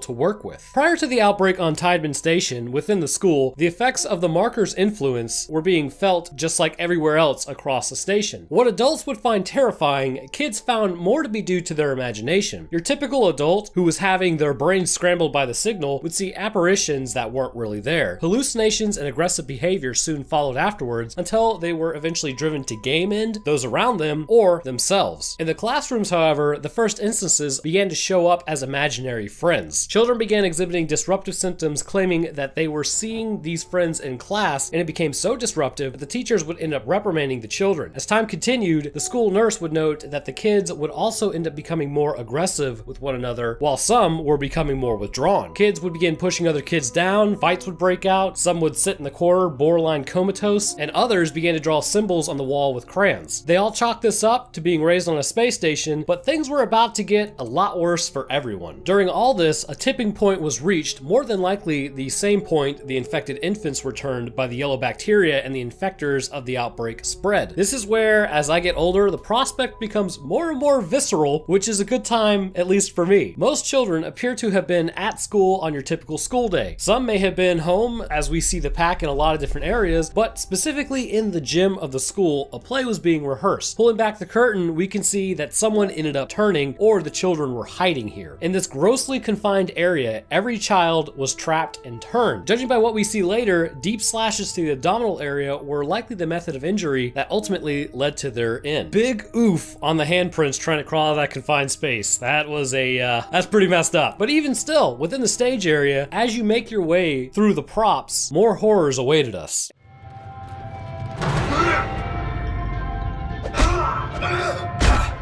Anyhow, these children would go on to spread across the entire sprawl. Due to their smaller stature as they were younger, they would be much weaker than an adult necromorph and lack the sheer stopping power of them as well. To make up for this weakness, the markers seemingly had a plan for these children. They would hunt as a pack in groups of about 10 or 20 individuals. To a singular adult, or even possibly a small group of adults, this would quickly overwhelm them. To soldiers in brig armor, their suits would supply them with a barrier in which to survive hits from the pack, but even still, if they didn't keep their wits about them, they could be quickly run through and lose their head in the process. When Isaac encounters the pack in any situation, they will appear accompanied by other necromorphs usually, whether that be from a tripod attack or presumably the teachers in the gym, and even with the corrupted who were clearly other adults utilized for their biomass. So what do we see when we experience a pack attack? Well, your typical pack member will appear gangly, move like an ape, and is pretty quick with all gray skin. The gray skin can be squarely placed on the fact that due to their apparent injuries, blood loss would have led to hypovolemic shock, and their skin is the first to lose blood. So let's discuss the process real quick to get an idea of how horrifying their fate actually was. Due to the abdomen cut that we see on a pack member, not only are your intestines in this area, but behind them exists the abdominal aorta. This was more than likely cut deep enough to reach this critical component in the body. When this happens, the body would immediately go into panic mode. However, with only about 30 seconds before blood loss became too great, and this would lead to their expiration, not much could really be done. Blood would drain away from their skin quickly, which in turn would cause it to gray and ashen. Another possibility is that the aorta was not hit. If this was the case, the abdominal bleed is not as quick as you might imagine. The beta and alpha receptors in the body would have been activated to control bleeding and compensate for this blood loss. Vasoconstriction would happen in the skin and muscle as blood levels continued to dip. Our body always doesn't know how to compensate correctly, and the intestines and core, as well as the brain, would have been the focus to get the blood to. Unfortunately, this is where the damage would be, so this would lead to the bleed actually picking up pace, and eventually the body would be no longer able to compensate. Ultimately, this would result in hypovolemic shock as well, resulting in coma and quick game end after. Really, it's a gut-wrenching way to go for the kids. Alright, either way, this would explain the rapid graying skin that we see, considering that there are still adult necromorphs with their original skin color still quite prevalent. So what do we actually see with the pack? You know what I haven't really mentioned in a while? Starting with the feet, we see that the pack member's foot is just as their original foot was formed. No changes besides the grayed out skin can be seen. Due to this, the structure of the leg has remained plantar, and they will run flat-footed as well. Some have a propensity to run on the balls of their feet, but it will be sort of a heel-to-toe style of running. The shins and calves have passing damage to them, but this really could be due to crawling through vents and moving under rubble. Lines of dried blood do exist around the legs in this area, but it stems from further up, suggesting that any wound on the leg is actually post-mortem. The legs retain their muscle mass and original shape. Just so you know, if too much muscle mass was actually taken and moved by the infection, this may render the children unable to walk or use these legs, so they were presumably left alone by the infection for this reason. Moving up to the groin area, we can see the injury administered that more than likely led to the game end for this pack member. A large mid-sagittal abdominal cut continues all the way up to the xiphoid process at the base of the sternum. Additionally, a cut can be seen even running slightly over the chest as well, suggesting this was a pretty violent slice. Moving up to the chest in general, we see that damage apart from the continuing slice is minimal. A few areas may be damaged by the alteration this child experienced, but nothing that would have contributed to their end. On the back of the pack member, we see that the shoulder blades have not only been pushed out of the skin, but moved outwards too. This has done a few things for the pack member. First, it has changed their ability of the arms to move, and as such, give it a wider range of motion. With this larger lever as well, this would help the pack member deliver more power to each swipe. On top of this, ligaments, tendons, and muscle have been formed in this area and attached to these new shoulder blades, which will help the pack member contend with adults and viciously attack them with more strength. Without these shoulder blades, the pack member would not be able to do what it does when we get to what happens when it overpowers Isaac. Instead, it would more than likely just have the strength of a child, which means you could probably punt them. Moving down the arms, the biceps and triceps of this creature are about the size they originally were pre-mortem. Presumably all the muscle is still intact in the arms, and the extra meat in the shoulder blades would come from the latissimus dorsi and spinal connective tissue, as well as what was already there. When we get down to the forearms of the pack member, we begin to see the changes have begun to take place in the body that weren't originally there. In the lower part of the forearm and wrist, this area has grown in size for more than just what could be edema related. Considering a lot of force is imparted into the wrists of a pack member upon striking any person nearby, a child's wrist would not be strong enough to support this force. The wrists are larger than that of an adult's and would require more bone. Bone was added to the lower forearms and wrists, and this bolstering allows them to absorb the impact that their hands impart, because as Newton said, for every action there is an equal and opposite reaction. If you hit something, that same amount of force is coming right back at you. But speaking of hands, they are mostly destroyed. 2 fingers apparently have gone missing during the struggle, and what's left has grown into 3 large claws. These claws are presumably the phalanges. These phalanges have lengthened and have stayed connected. They appear to be somewhat sharpened, much like that of the blades that we see on other adult necromorphs. Moving up to the head, we see that this child has lost a lot of its features, but retained its overall shape and base morphology. The hair on its head, eyebrows, and really any mammalian traits have fallen off. The mouth has lost its lips either due to an attack or by the mouth changing and tearing skin. The lower jaw has large bony protrusions where the teeth used to be to make its bite exceedingly dangerous. On top of this, the nose has taken quite a bit of damage. It is there in some capacity, but lacking. The eyes are borderline shut and desiccated within the skull. And finally, the ears still exist on the sides of the head, so presumably they could still be used to hear any human prey within the area. The overall body of the pack member is fairly frail. Muscle, bone material, and tendons have been moved to different areas, which has led to a weakness to be formed in the legs and joints of the body. This makes them weak enough to be dismembered by an adult swinging anything that they have. This is made up for by their numbers and ability to communicate, it seems. Pack members still have full use of their vocal cords and will alert other members of the hunt with a shrill screech. This communication is integral to their success, as if attacking alone, they virtually represent a very little, if any, threat. Before getting into what we are really all here for, let's discuss 2 things. First, what's the deal with the pack members being around the tripod in the church? So it's time for a hypothesis or even a conspiracy. The Church of Unitology, seen throughout the game, was having their younger generation become indoctrinated and preparing them for their rituals. So much like with any religion, it's not too far-fetched to think that because of this, they may have either had a recruiting area for children, a school for children, a sort of daycare, or even an orphanage. Regardless, there were a large amount of children somewhere in the church, as seen at the entrance in the lobby, and also in the church later on. And this is how it ties into my tripod video. When attacked in the church, you are attacked by a female tripod, the only one you actually run into. Why? Well, presumably the Unitologists were sort of ready to go. As such, and due to the proximity the pack seems to be around the tripod, this may have actually been their caretaker. And seeing as she has changed in the way she was, she would have needed others to be arranged around her in a certain way. So my hypothesis is that the caretaker was sacrificed willingly to create the tripod, and the children were more than likely used as well to create the pack that we see in the church. So that was just an extra little bit, because I've always kind of wondered that. The second thing is, and this is really just kind of an extra bit of lore for you, on Tal Volantis, you actually run into pack members a second time. However, these particular pack members are not human children in the military. Instead, they appear to be the young but not infants of the native Tal Volantians due to their large spikes and changes in skeletal structure. So if you ever want to know what that was about, now you know. Should you get into a confrontation with a pack member, they will quickly jump on you trying to get a hit in before you could knock them off. For some reason, Isaac isn't feeling it today. Maybe he didn't train to fight 12 kids at once like we all should. Maybe he just didn't eat his Wheaties. Regardless, the pack member will get a foothold and bite into Isaac's arm and shoulder. The bone protrusions seem to be enough to break the humerus bone and tear through the tricep and bicep. This would quickly rip through the arm and structurally damage it, to the point that it could be torn off. This would sever the brachial artery and lead to a quick bleed out, but they're not done yet. Isaac will look at the pack member and it will slice his head off with its claws. The second option is Isaac is ready. He has been fighting waves of second graders with a 5th grader boss every 10 waves. He will lift the pack member into the air, striking it with his plasma cutter or whatever he happens to be holding. This will quickly tear the pack member apart, and he will cast it to the side to continue laying down the smackdown on these unruly youngins. At this point, we all know Dead Space is very reminiscent of The Thing, but one creature in particular appears to be ripped straight from the novel, the Divider. The creature, while only encountered a couple of times by Isaac, has a menacing presence that not many other necromorphs are able to achieve. Let's get up close to this tall, gaunt figure and try not to lose our head in the process. A Divider is a very tall and slender creature. The arms have been elongated to almost the height of the creature, almost doubling its legs in length. And that's saying something, as the legs themselves have been lengthened lengthened as well. The creature wears a gray coat, indicating that it is actually the deceased remains of an officer. The divider has been stretched to the point that this has left the muscle very stringy and sinewy in appearance. The organs of the creature have suffered one of two fates. During the process of transformation, as the creature is stretched out as much as possible, they could have really been assimilated into the body to create the extra biomass needed, or they just simply fell out of the person. This has left their abdominal cavity pretty much vacant, and you can see straight through. But what is also strange is when I look at it, I don't really see any spine to speak of, just an empty cavity, but I will have to confirm that there is actually no spine there, and I will leave that down in the comments if I do find one. A lot of the muscle also appears to be missing in the divider. Again, just like the organs,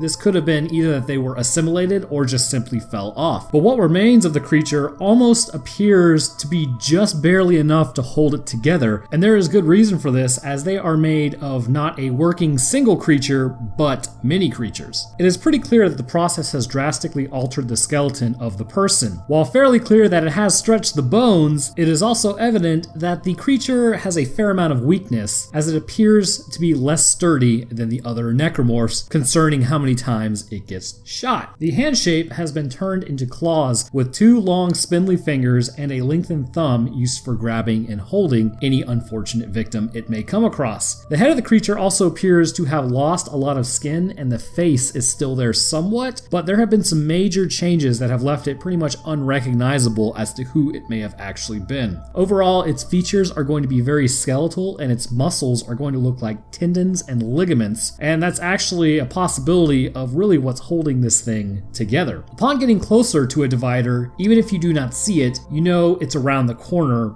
because it lets out a wail to let you know it definitely sees you.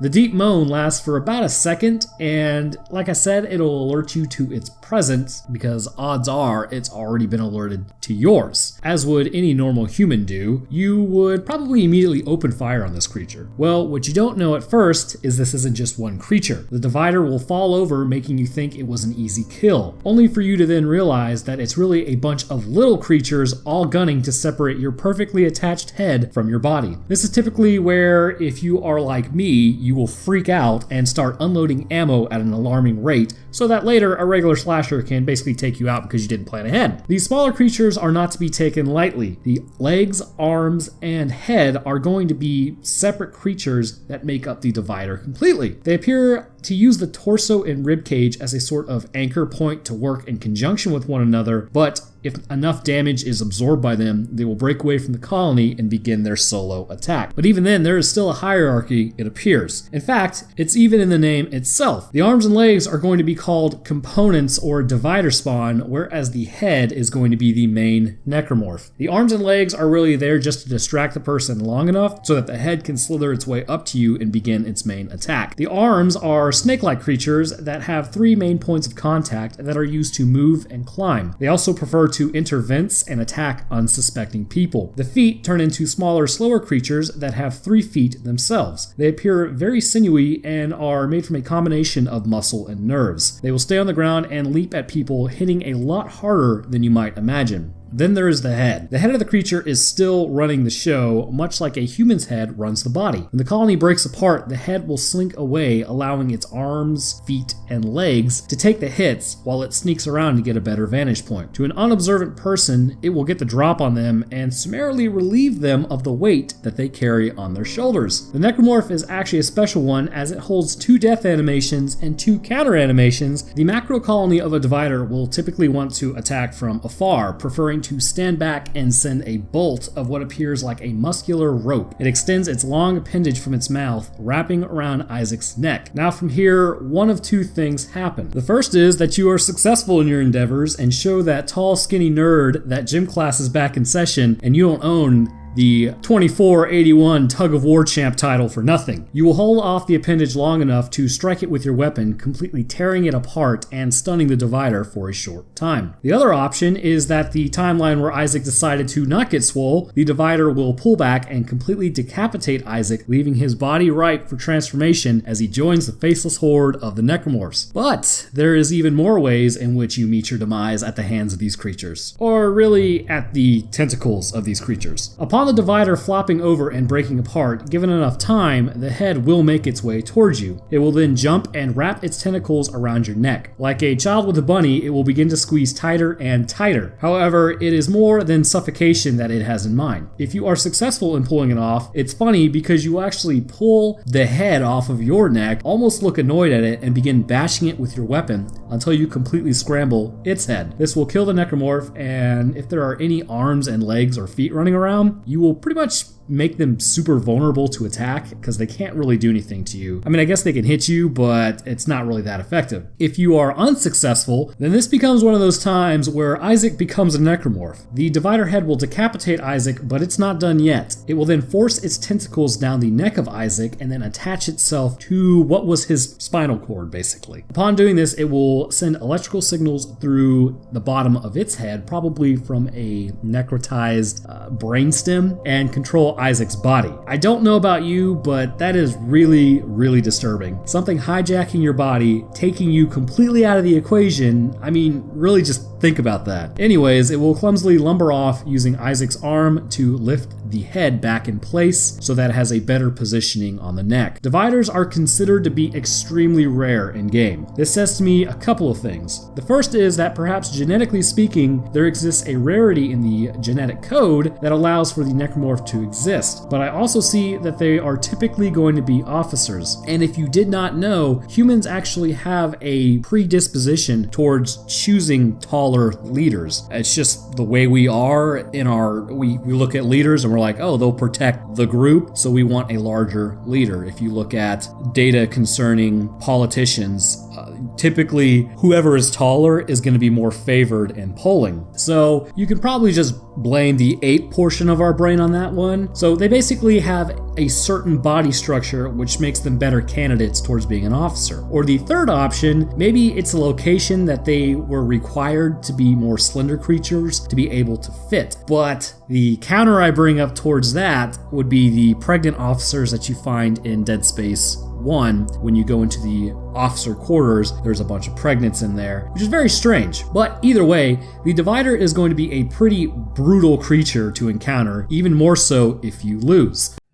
During the earliest point in a necromorph outbreak, before anyone may even realize what's going on, there is a short-lived stage that is designed to aid the Brethren Moons in their effort to conquer a species without that species really being fully aware of what's even happening. This stage does not require infectors to take over living hosts or for people to be forcibly turned, but instead relies on natural processes that already take place on the planet on a literal minute basis and will actually occur to each and every one of us that are watching this video. So it's really going to be a fun one today. The ending of our lives is as natural as the beginning, just with a whole lot more fear of the unknown. Utilizing the already expired who would not put up any sort of immunological or mental resistance, the signal bleeds through these areas and begins to turn all those previously living people into a toxic sludge of pulsating meat known as the corruption. So what are the consequences and the reason for the corruption in the first place if they have things like brutes running around? Well, in this episode, we are going to discuss just that. So first and foremost, what exactly is the corruption? Well, my dear viewer, it is nothing more than the remnants of your meat suit spread across the ground. While you may not be there, your cells are still technically living to some capacity, while also being infused with other cells from other people who are also as unlucky as you to befall the same fate. Take that nasty concoction and throw in the virulent bacteria that the necromorph outbreak is known for, and congrats! You now have a meaty corridor that even Isaac in his advanced rigged suit treads down carefully. The corruption will encrust itself upon surfaces that could in theory be important, such as elevators and doors, completely blocking off those those areas for travel. It also has been known to completely cover the floors, which has a secondary effect of slowing down any humans with our awkward bipedal gait, whereas if we walked like penguins, we would probably do a lot better on the corruption. This either causes them to slow down, which allows necromorphs to catch back up, or may cause them to completely slip, which also gives them the opportunity to catch back up, meaning that whenever this stuff begins to grow, it will have a propensity to grow faster and faster as it trips up more people in the process, leading to further growth through others' demise. Apart from the physical hazard the corruption poses, we can also see that the meat tends to slide and pulsate quite a bit. When it does, it has a habit of releasing liquids and gases into the atmosphere. So what exactly is it doing? Well, judging by the liquids arriving at the surface and then popping, this is more than likely the remnants of human eukaryotic cells, specifically probably cellular membranes. As noted by Dr. Cross, the corruption actually resembles a bacteria. This bacteria infects non-living cells through osmosis. And just as a refresher, osmosis is the flow of a solvent from an area of low solute concentration to an area of high solute concentration. So in this sense, the bacteria is the solvent, and it will be flowing towards, instead of like a cellular matrix, which has low solute concentration anyways, it would be flowing towards cells that have a higher solute concentration, which is how it begins to infect them. So they could permeate through any of the cellular membranes and then begin messing with the actual mechanics of the cell. This also suggests compatibility of or for the cell concerning its cellular markers on the surface, which is how the virulent bacteria may actually be able to latch on to the cell. And there's also the possibility that maybe after the cell is resuscitated, after the marker pours some energy into it, new cellular markers begin to form on the surface, which makes this process easier. Regardless, when this bacteria enters the cell of a human host, it would more than likely have a habit of bursting the cells in the process due to natural forces. Upon enough of these cells being destroyed, this liquid would make its way to the surface and explode out onto the corruption. This would lubricate the corruption, giving it its wet look and making it dangerous for any person attempting to run full force across it from necromorphs. Now we get to the second effect that corruption has. Way back on my Weezer episode, apart from you guys telling me that it made it really hard to breathe because you're now manually breathing, I postulated an idea that the chemicals they were producing was actually methanol due to the effects it has on the central nervous system of people and the fact that it's completely and utterly poisonous. I stated that bacteria, which may be aerobic in nature, was producing methanol as a byproduct, utilizing the carbon and hydrogen of the body to create this gas, which isn't too far-fetched considering you're taking in O2 right now to breathe, and then you're actually breathing out CO2 and H2O. Under different processes, all the elements are there to form COH4, if you really think about it. This is the same bacteria that is working inside of the corruption, and it has the ability to change the environment as well, but it appears to be much less efficient in this process. What am I babbling about? Let's take a look at this environment changer and compare it to what we already do know with the Weezer. So let's take a good look at this thing. When it breathes, fresh air is brought in, run across the alveolar sacs of the lung, bacteria converts it into aerosolized methanol, and then it breathes back out. Through this process, fresher air is brought in and poisonous air is excreted. There is never really a chance for the methanol to build up internally, as the body is keeping the air moving and thus making the process more efficient. This is why hydroponics is completely toxic to all humans even for a short amount of time, as the concentration in gas is higher due to this process. The corruption has a much more passive form of this. When you take a stagnant layer on top producing this gas and taking out the oxygen, it is much less effective for a multitude of reasons, but mainly gas flow. Methanol is actually heavier than air. When these gas exit the corruption, they have a tendency to move across the ground and never actually permeate and mix with the air above. The problem here is that because methanol is already existing on the surface of the corruption, unless a person happens by and maybe stirs it up, oxygen will never reach the surface of the corruption. Pretty interesting, isn't it? But what would be the purpose of this? So you're a person, right? You're running away from something that just tore apart your entire crew and you are hauling butt. You hit the corruption and you trip and fall. Your face is now in a layer of gas, and on top of that, when humans fall, we have a tendency to gasp. You breathe in this poison, which has its all host of issues: decreased level of consciousness, poor coordination, vomiting, abdominal pain, blindness, blood acidosis. Basically, when you breathe in enough of this stuff, it completely takes down your body, rendering you unable to continue on, and just like that, the necromorphs got you. But you may be sitting there and be like, well, I only breathed in like one breath, right? Yes, you did, but even with one breath full of this stuff, it still has the ability to affect the lungs and can have more long-term effects even if you get to fresh air. Basically, it may be short-term, but that could still throw you off your game enough to allow the necromorphs to catch back up to you. So, the corruption is somewhat of an environment changer, that now we know, but what it's really known for is its ability to recombine DNA. To lend some credence to my hypothesis that human cells are actually being destroyed in the process for their basic cellular components, in Dead Space 2, when you reboard the Ishimura, you will find logs from doctors discussing the effects and state of the Ishimura when they found it. A sludge was discovered all over the ships that was presumed to be the crew, which, spoiler alert, it was the the crew, and it contained human DNA, but structures would only begin to form in the presence of a marker. When the marker was destroyed on Aegis 7, everybody just sort of fell into this sludge, no matter what they were. But this would indicate that the sludge were remnants of cells and not just slabs of you being on the walls and floor. Due to this ability to recombine DNA, here's what makes it so dangerous: the repair mechanisms. So let me paint a picture for you. You have your bodies stacked in the morgue from natural processes or even from people beginning to lose their minds, resulting in them taking out themselves or even others around them. Outwardly, there's not really any indication that things are about to get much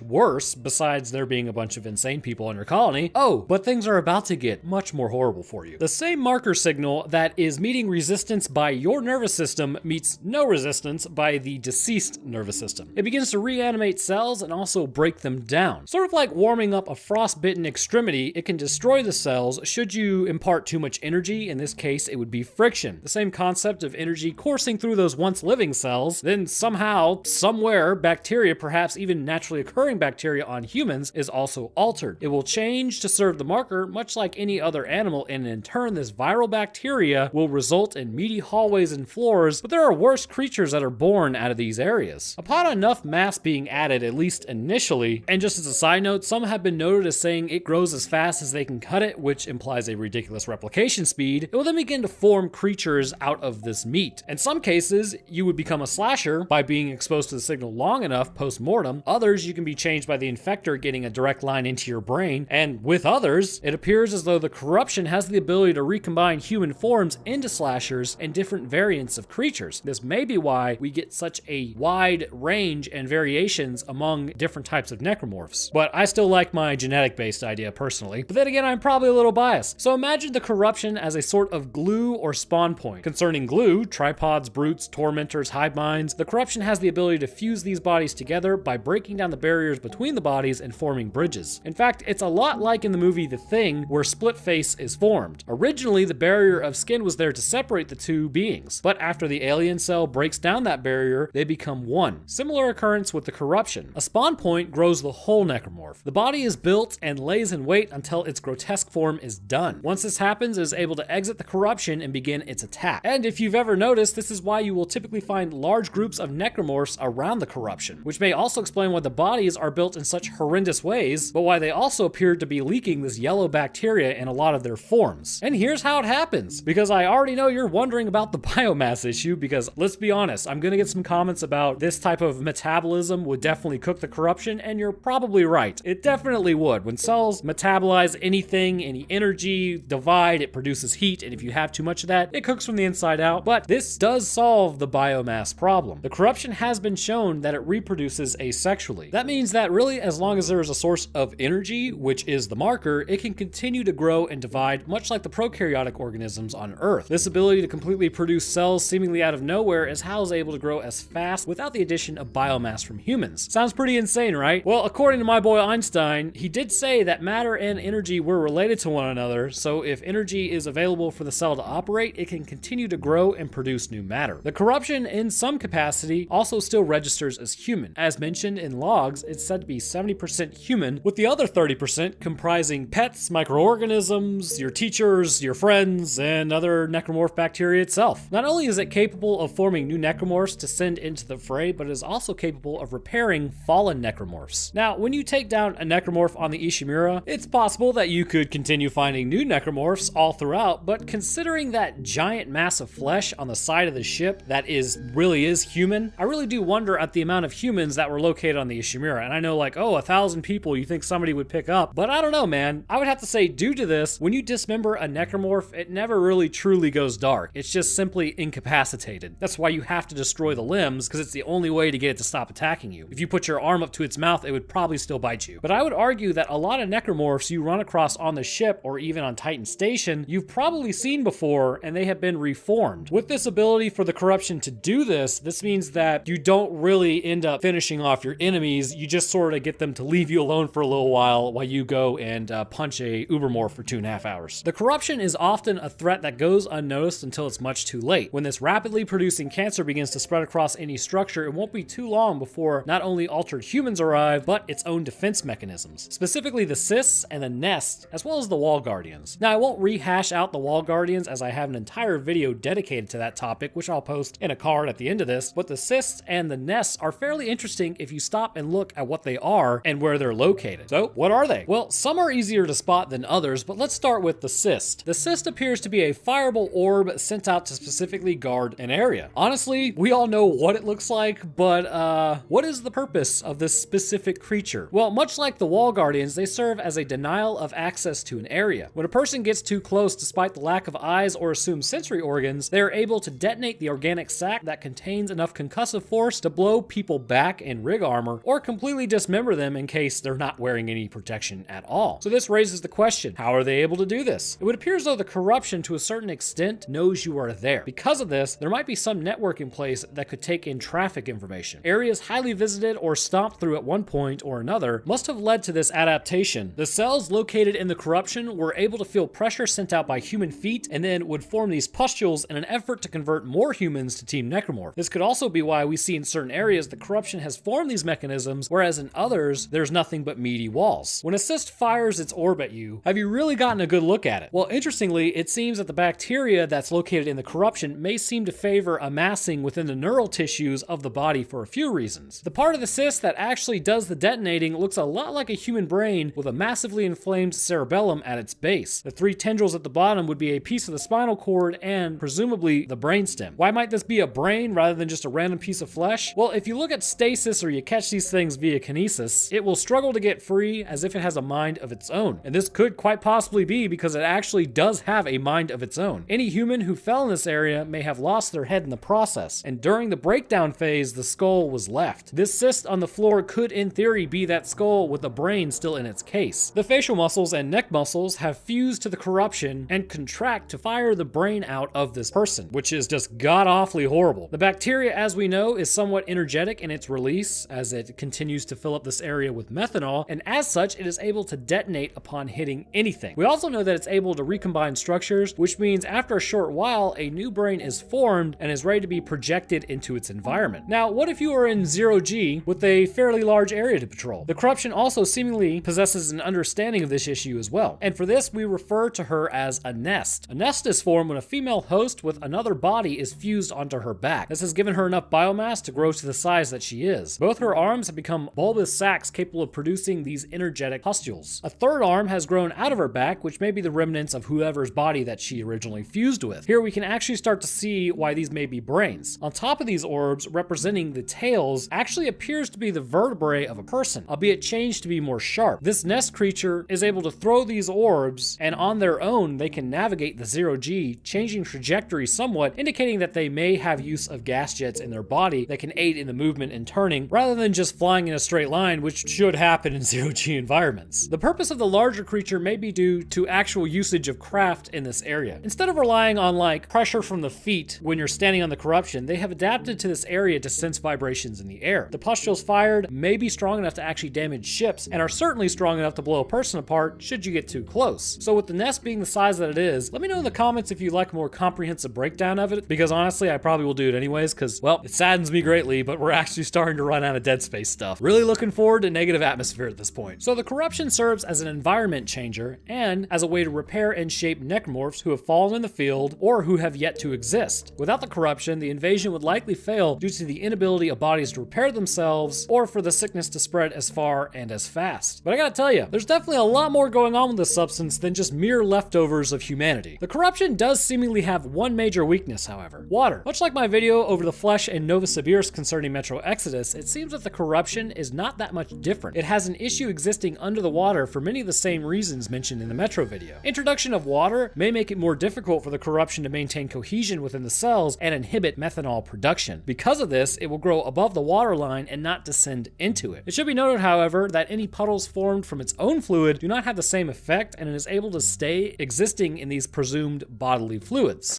The Stalker, or Raptor, off Dead Space 2 and Dead Space 3 is one of the creepiest and most disturbing necromorphs in my opinion, because while the other necromorphs will attack you and try to tear you apart, Stalker does just what its name implies. It stalks you, it hunts you, and it isn't alone either. Utilizing a pack method for hunting just like humans and wolves are known for, they will try to outflank you and overwhelm you. Given enough mistakes, even the most armored and weaponized human can be overwhelmed. In this episode, I will break down the morphological traits and discern where its hunting instincts actually come from. Also, don't forget to stick around till the end for the breakdown of the execution style of the Stalker. The biology of the Stalker necromorph is highly twisted and resembles little of the person that used to be the new organism. These necromorphs, if you can believe it, are considered to be the most heavily altered forms, ranking with the brutes and some of the larger boss necromorphs. In fact, if you would like to see a video on the brute, then a link should be up on the screen right now. The Stalker is equipped with long arms that have been stretched to their limits post-mortem. It is clear that the skeletal structure has been changed massively to give the creature reach only seen by professional basketball players. The hands have undergone changes as well.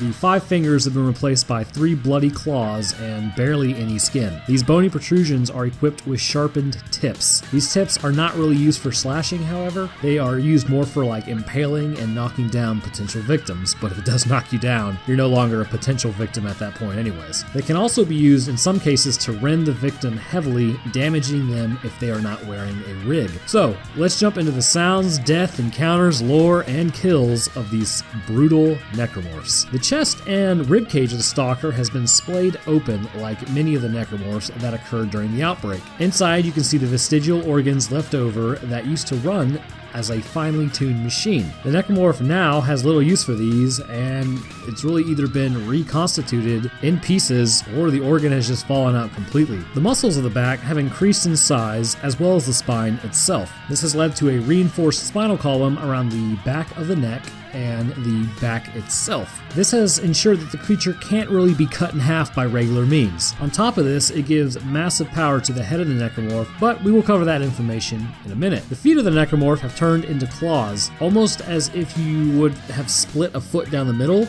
and then fused the 2 sides together. These feet allow the Stalker to move quietly through an area when it is stalking prey. It appears to almost walk on its toes like many predators do, such as big cats, wolves, sometimes even humans. When we run on the balls of our feet, which is going to actually be much quieter. The ankles have been hinged at a forward angle, providing shock absorbing capabilities when running and jumping from higher objects. Now we get to the reason that the Stalker is actually truly terrifying. Its head and face. A massive eyeless 3-pronged head with only traces of human bone structure are present. The skull is largely exposed to the open air and has these protrusions capable of fitting another human head inside. However, more often than not, these protrusions are going to be used to bash a person's face in during an attack. The protrusions in mine must be reinforced with quite a bit of bone, as they do not seem to snap against a hard skull or the metal of a rig. The head is supported by the large spinal column and muscular neck and back, providing even more strength to the creature. The upper jaw and nasal cavities are still intact, with 2 protrusions surrounding the lower jaw. The cranial dome has been flattened to provide a much stronger striking surface and a blunt striking surface while it attempts to completely bash in your skull. After the first hit, a person is probably going to be knocked unconscious.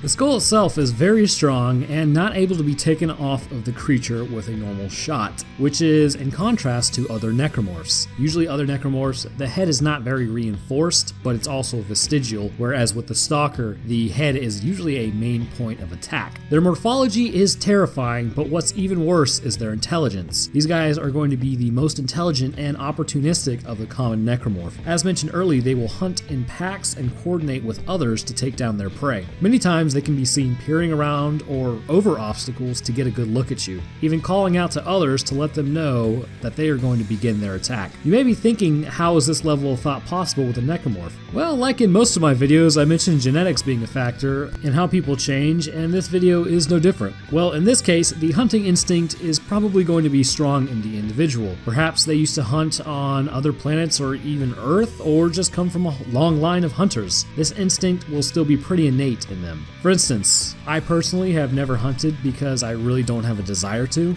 but I work with people who love hunting. Going even further back, humans have been hunter-gatherers before, so perhaps a marker signal activates that instinct in the person, causing them to group together with similar people after their change, and then they begin hunting. My theory on it is that humans are still animals. As such, the animalistic tendencies will always bleed through, more so after the marker signal has pretty much stripped away your humanity and gotten a hold of your mind and body. These dominating traits are then utilized to create a better hunter known as the Stalker.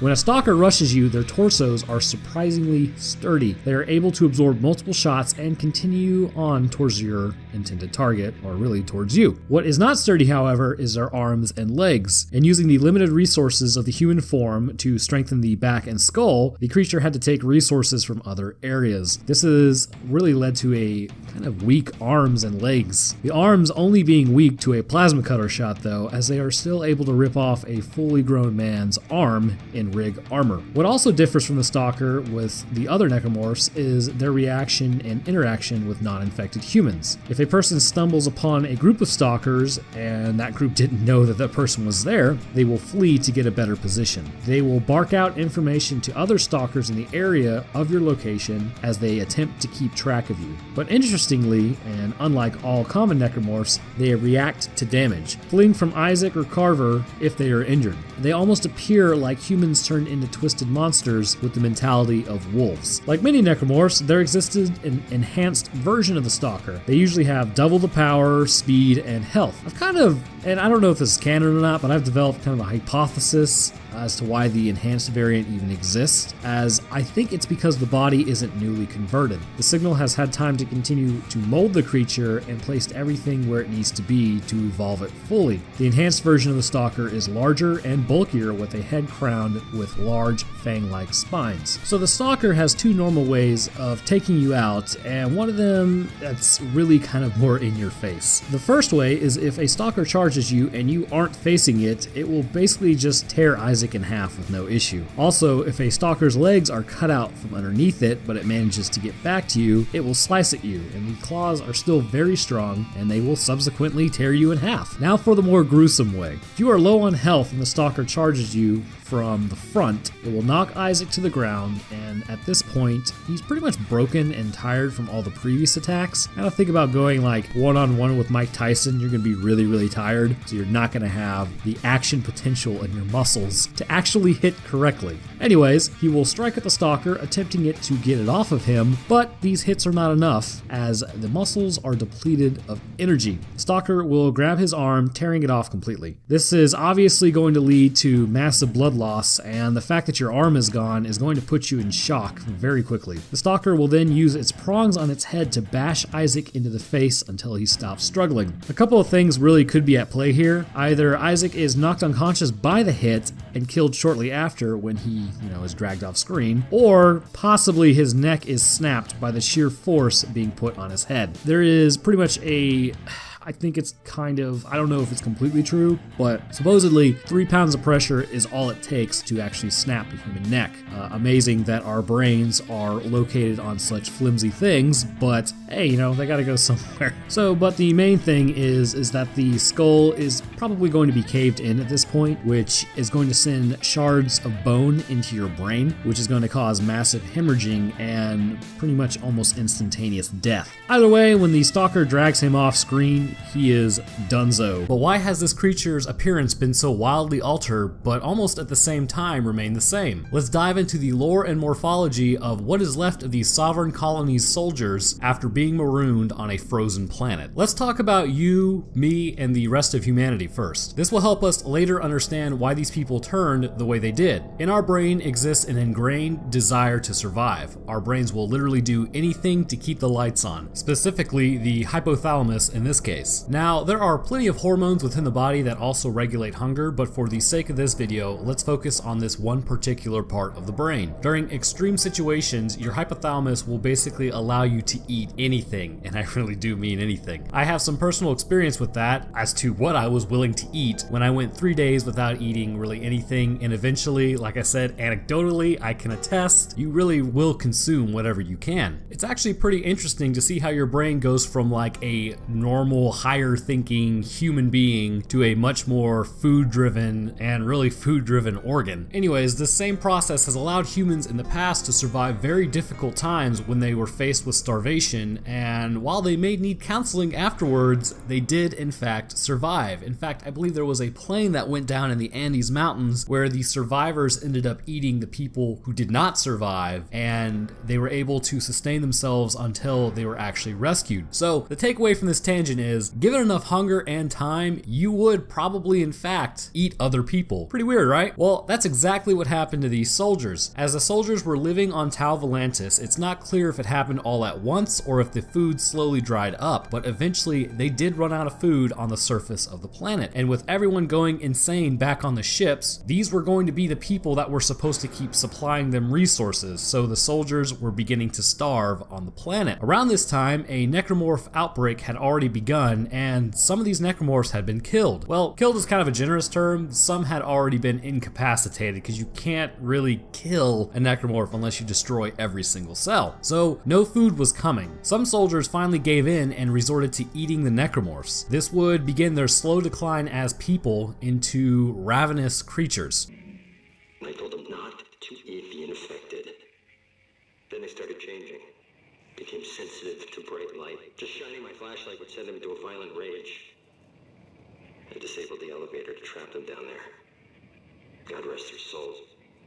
First, it should be noted that the transformation was not instant like with the slashers who get infected, and it was much slower than the hunters, which the mode of infections actually share a lot of similarities, such as the infected tissue is implanted into the body rather than the signal emanating from the brain, which ends up turning the creature. So I think that's pretty interesting. Why is a hunter super soldier status, but then the feeders aren't? We'll get to that in a second. This particular infection was going to be very slow and steady, liken it to a slow burn. Upon consuming the tainted flesh, the corruption began to spread through their guts and intestines, as this is where the necrotized flesh was going to sit. The organs eventually were not going to be a part of Team Human and had been converted into Team Necromorph. When this happens, it's like taking the gas tank out of a car. Nutrition is no longer going to be coming from any source, and the body is going to go into a state of starvation. At first, the person more than likely wouldn't notice, but over time, they will begin to become much more animalistic and desperate for food as their brain begins to switch over from higher thinking to pure survival. They will eat anything and everything they can find, but what's worse is they are still feeling everything. They are going to be creatures that still have their nervous systems autonomous, and they are going to be thinking like us, they're going to be feeling like us, it's just their organs aren't going to be working like us. They can speak and communicate quite normally, but have become much more voracious.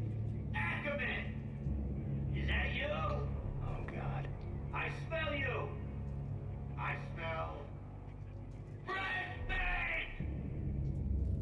At this point, the cannibalism barrier has already begun to be broken, and they will resort to eating humans as if you are just meat to them. During this transformation process, it has been seen that while they are still human at the beginning, they begin to undergo some changes like sensitivity to light that belies the situation they find themselves in. As time passes, and believe me, a lot of time passes for these soldiers after they were trapped in the quarantine section, these humans will completely turn into the monstrosities like the rest of the necromorphs. The feeders are found in low light conditions, which has caused them to evolve in certain ways to adapt to this environment. As stated previously, the first being their extreme sensitivity to light, which is interesting because this is going to be a clearly skin-based perception, as the eyes of the creatures have been completely atrophied, dried up, and have disappeared. That doesn't mean that they are easy to get around though. To make up for the fact that they can't see, their sense of hearing has gone off the charts. Much like anybody who has lost their sight and become blind, they can hear a lot better. Senses make up for other lost senses. They can hear a pin drop across a room and will likely investigate it. This can work in a non-infected human's favor, however. I think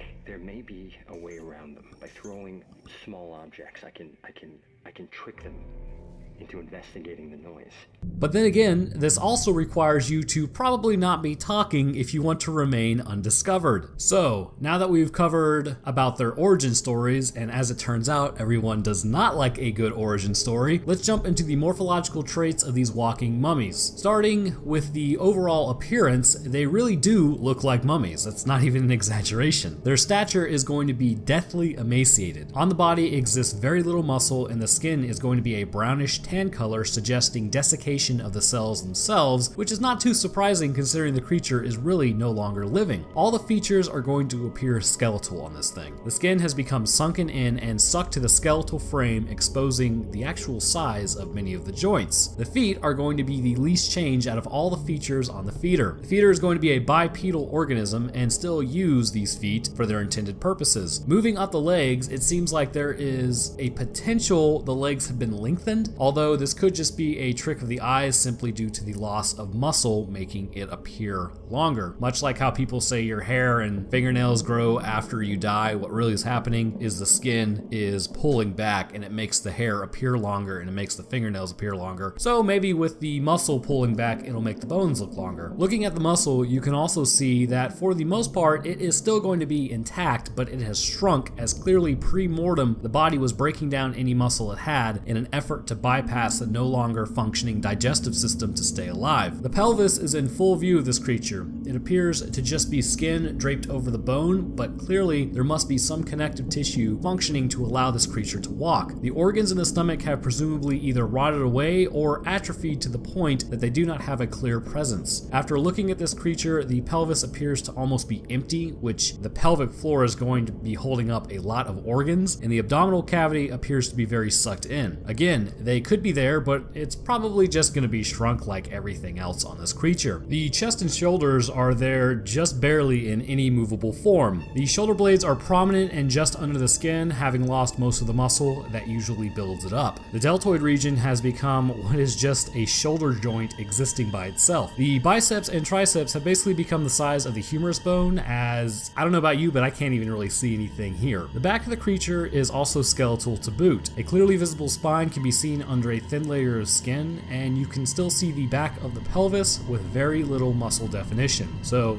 overall, the body was eating itself before this person died, and after they died, this is really what they had to work with. Moving further down, we actually see some offensive capabilities concerning the arms. The forearms have remained relatively normal in size and are covered with blood. The blood looks fresh, so whether this is from other feeders or fresh kills, it can't be known. Though I'm going to assume after 200 years, they're probably going to be other feeders. The claws are going to be the remaining fingers enlarged. What's interesting is if you get a real close look at these, you can actually see some fingers didn't, make the cut, and they remain normal size. These vestigial fingers are going to jut out from the larger claw-like fingers and appear to be the index finger and pinky finger. So the thumb, middle finger, and ring fingered are going to be converted into appendages used for slashing and grabbing, as well as rifling through any remaining blood food on the ground. The neck of the creature is strange to say the least. I only noticed this after I started inspecting the feeder for this actual video, but their necks appear to be elongated, like way longer than what can just be stacked up to genetic diversity among humans. These necks have turned into a somewhat green color as well, and I can only imagine that the vertebrae in the neck has been lengthened to support this transformation as it's needed to support the head. Now we come to the actual head, with all the terrifying features are going to be housed. The overall look of the head is going to be, as expected, very skeletal. Their eyes have completely disappeared, but everything anatomically is there. They are even going to have clearly defined ears on the sides of their heads. Some hair exists on the top of the head, albeit it's going to be exceedingly sparse. But then we come to the actual mouth. The mouth is one that can only be described as a gaping maw. The jaw has dislocated or lengthened to the point that it can easily envelop an entire human head, which will be necessary in a moment. The skin around the jaw has been stretched and in some cases looks to have some micro tears around the cheek areas. Inside the mouth, you can see the bloody teeth, which actually aren't going to appear to have changed all that much. But do note that the jaw is much more powerful than a regular person's jaw, and the bite force is going to be much more immense. The feeders attack in swarms, as generally they are going to be fairly weak due to their skeletal bodies. Bullets easily punch through them and dismember them. So when they hear you, they will use their quick agility to get to you before you have time to react. When one begins its attack in earnest, it'll jump on Isaac and begin pulling at his head, either attempting to rip the helmet off or decapitate them. From here, it will go one of two ways for you. The first is that Isaac realizes he's being attacked by a 30-pound skeleton and he should probably just deal with it rather than freaking out. He will grab the feeder off his back and WWE slam that thing into the ground. He will lay down the law much like how you deal with the leapers and stomp the creature. Hope you like the taste of boots. Should Isaac not realize he's dealing with a 30-pound skeleton, the feeder will be successful in ripping off the helmet of Isaac.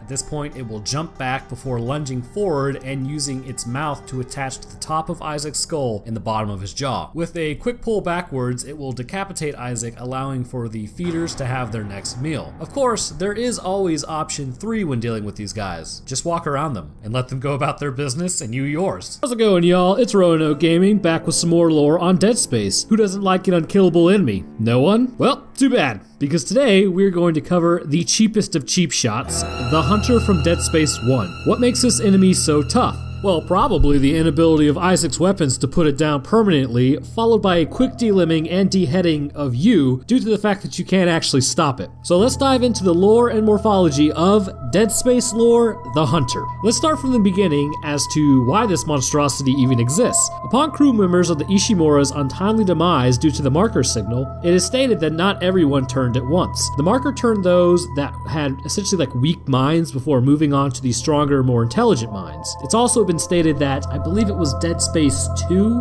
that where a less intelligent person will hear like random noise and sound that drives them crazy and see, I believe also like symbols and letters, intelligent people will hear equations and actually can put the letters and numbers together to build the marker. So just a little bit of fun fact there for you. Anywho, so this was the process, so to speak. As time passed, the disease jumped from janitors, security personnel, and low-level crew members to doctors, captains, and high-ranking officers. When it began to affect the minds of the more intelligent, a man named Dr. Mercer began to satiate his scientific curiosity in horrible and terrible ways for the crew members. His idea was to create the perfect being.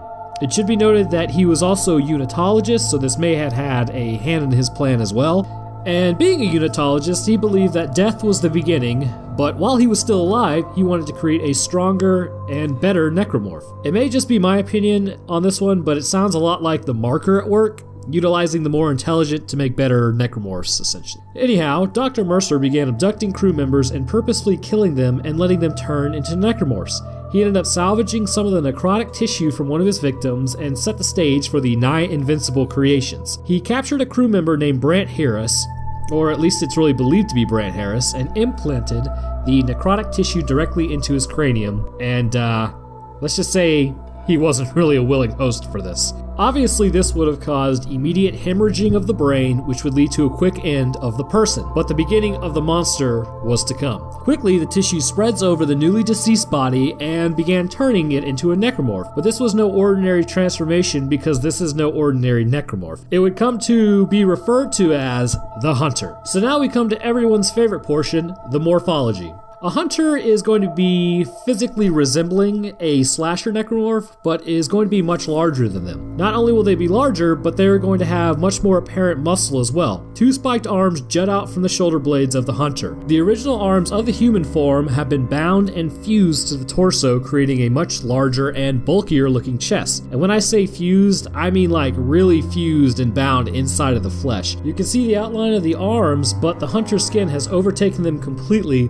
much like a straitjacket. This necromorph is also going to stand taller than your average slasher, which means it's also going to stand taller than you, at about 7 feet, I put it. This suggests that the bones grew quickly post-mortem, maybe to give the hunter a hunting advantage and longer reach. Arguably the worst part about the hunter is the fact that it can regenerate anything it loses. Its bulky torso means you can't tear it apart with your plasma cutter, and if you dismember the arms, legs, or head, it will literally just grow them back. This may have something to do with the fact that the necrotic tissue infected living tissue. So let's just go on a little side tangent here. When a person dies, or an animal in general, the fact is that your cells are still living, which has always been interesting because you're technically alive. I mean, your cells are dying at an alarming rate, starting from the end and working its way out, I believe. But technically, your eukaryotic cells are still functional functional. They're still undergoing mitosis. They're still absorbing nutrients, secreting waste. You're still running. The only thing that's really gone is your brain. So when this dead tissue, or at least the dead necromorph tissue, got into your brain, it started infecting your living cells, even though you were technically no longer alive. So I believe that's why it was able to do that, but that's just one of my hypotheses. It could be wrong. But anyways, to continue on, the fact is that this transformation seems to have sent your cells' mitotic abilities into overdrive. And the reason is, if you shoot a slasher, the cells are dead, and they are just reanimated cells. But with a hunter, the cells are living, or somewhere in between living and dead, so they are still able to function and can apparently be willed to divide quite quickly and all at once. This may also explain why the hunter can stalk you, as perhaps some of its human hunting instincts have survived and been pushed to the forefront. Although, also just on another side note, I got a few of these, there exists something in the brain called the lizard brain, which is the more baser part of your brain, right? So our cerebrum is, where we do most of our thinking, controls most of our processes. But when you get down to like the medulla, the pons, and more of the interior of the brain, you start running into what they do call the lizard brain. And that's what keeps you alive. So I'm thinking that when Dr. Mercer was stabbing people in the head, what was actually happening is it was killing the human you, but potentially still keeping the lizard part of you alive. That's just my idea. I don't know if that's canon or not, but it seems to be the case. Now, two possibilities exist as to why these cells are undergoing the mitosis necessary to create limbs, heads, legs, doesn't matter. Your body doesn't really hold on to that specific information, so if you lose an arm, it doesn't grow back, right? The skin just grows over and that's the end of it. But this would either indicate that the cells themselves located around the joints that would be, the shoulders or the pelvis region, that it's basically going to be the same type of cell type that is able to regenerate the limbs once more, rather than, say, if you shoot it off, it goes away. My second kind of thinking of this is that the ability to reproduce these limbs doesn't actually come from the cells themselves, but is actually further in the torso of the hunter, and I will go into an explanation of why that might be a possibility here in a few minutes. But to give some information on it being the same cell, basically this would mean that if it is the same cell and it's all the same cell, there are no specialized cells, so they can regrow at will, but this would also mean that the DNA would need to be changed at that level. So no specialized cells exist in the creature anymore, but like I said, that's just a hypothesis I have, and maybe that's why some of the human instincts were preserved as well. But back on track, with this regeneration, it makes things exceedingly difficult when trying to put the hunter down. The only way to really kill it is complete and utter incineration, which can be difficult with a 7-foot monster that is chasing you. The head of the hunter has also been changed. The lower jaw is nowhere to be found, as it was apparently lost at some point, and in its place hang a couple of fleshy veins. The eyes glow dimly, which has never really been explained as to why there's intracranial light, but perhaps it has something to do with the fact that the marker gives off energy, and this energy creates light within the eye sockets, where the eyes used to sit. Oh, and don't think the lack of eyes holds that thing back. It can see you just fine and can pretty much locate you no matter where you are. The thick muscular neck is set at a 45-degree angle. This provides it with a forward-looking face, but it can also see down to spot any humans, enemies, whatever, trying to go below its line of sight. The toes have begun to form into like a large claw-like protrusion, which indicates that everything on it is used for attacking. The arms themselves are very muscular and are able to lift a full-grown man. One swing of these arms can slice off both of your legs, armor or not, so best not get close. The pelvis has been pushed to the back a little and can be seen from behind the hunter. The spine and the rib cage appear to have been enlarged, giving it a much larger torso size, and it can be assumed, since they're larger, much more armor on his chest as well, which kind of lends credence to my idea that essentially that's where the regeneration comes from. It's trying to protect the chest. So maybe that's, how it's able to keep doing what it's doing. So anyways, there is no discernible skin left over from the mutation, but it is covered in a pinkish material that may either be leftover muscle or what's left of the skin. It's hard to tell considering no one really wants to get that close. The hunter will emit a deep growl when locating prey, or specifically you. This growl is much deeper and throaty than what the slasher emits. This suggests that, like the rest of it, is, larger, larger torso, thicker neck. The vocal cord size may have been increased to create more bass emitting from the throat of the creature. One drawback that appears in the hunter is that it still must operate within the laws of nature. It is increased in size and muscle mass, so that means it takes much more time and is slower than your typical slasher, and a human for that matter. As long as you keep your distance, you should be able to outmaneuver the hunter. However, get too close and you can say goodbye to anything that is attached to your torso or abdomen. If a hunter does manage to catch you, it will impale Isaac multiple times before slicing off his legs and then his arms before finally cutting your head off. Ow. As stated, there is only one way to totally kill the hunter. It needs to be vaporized and all cells destroyed. Otherwise, just like an unfunny but still just as lethal version of Deadpool, it'll grow everything given enough time. A perfect way to do this is to, lure it behind a ship's engines and blast it until there's nothing left. However, good luck finding one of those laying around. Welcome back, guys. I know you're probably twitching for some new lore, so I've got the goods. Today, we will be covering the Twitcher from the Dead Space universe and how it is actually able to move as quickly as it can.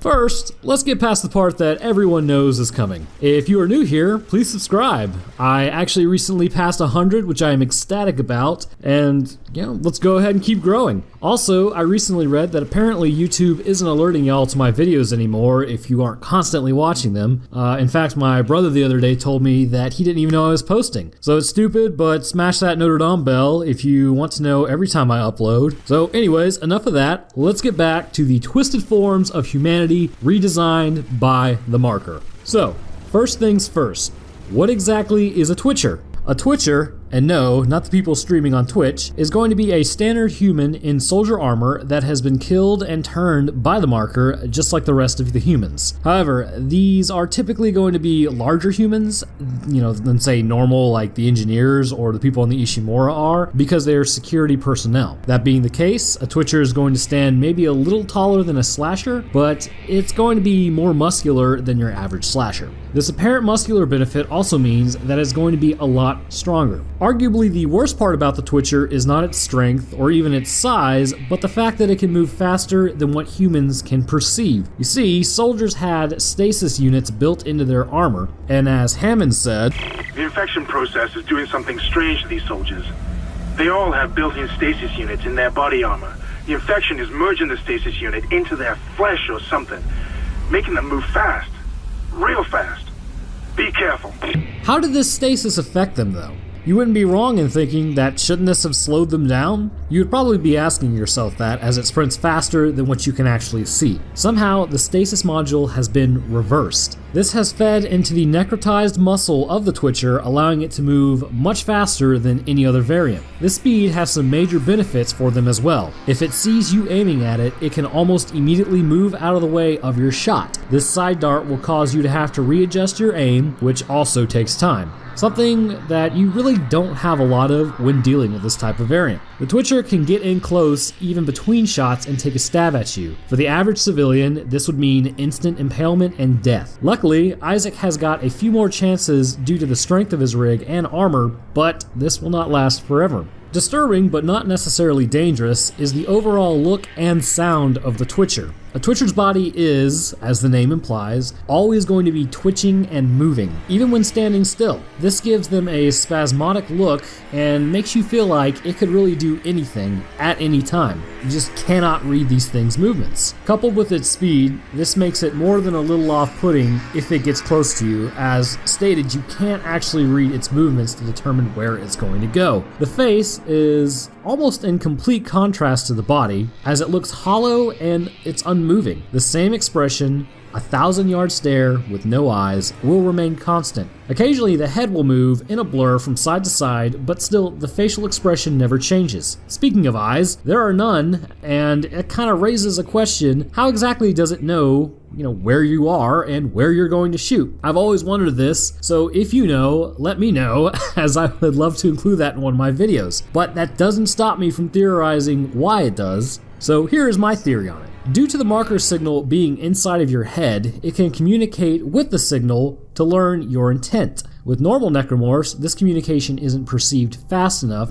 so you are able to land a shot. But due to the Twitcher's increased speed, it can process and react to you. But that's just my theory on it. I mean, I'm not really sure in the actual universe if the marker signal communicates in that way, or maybe that the Twitcher just can see the shot quicker than you or I would be able to, so it appears slower to it, so it's just able to react. Not 100% certain, but you know, it's always cool to kind of hypothesize what's going on. So back to the morphology. On top of the head exists a large gash. From it spring little tentacles.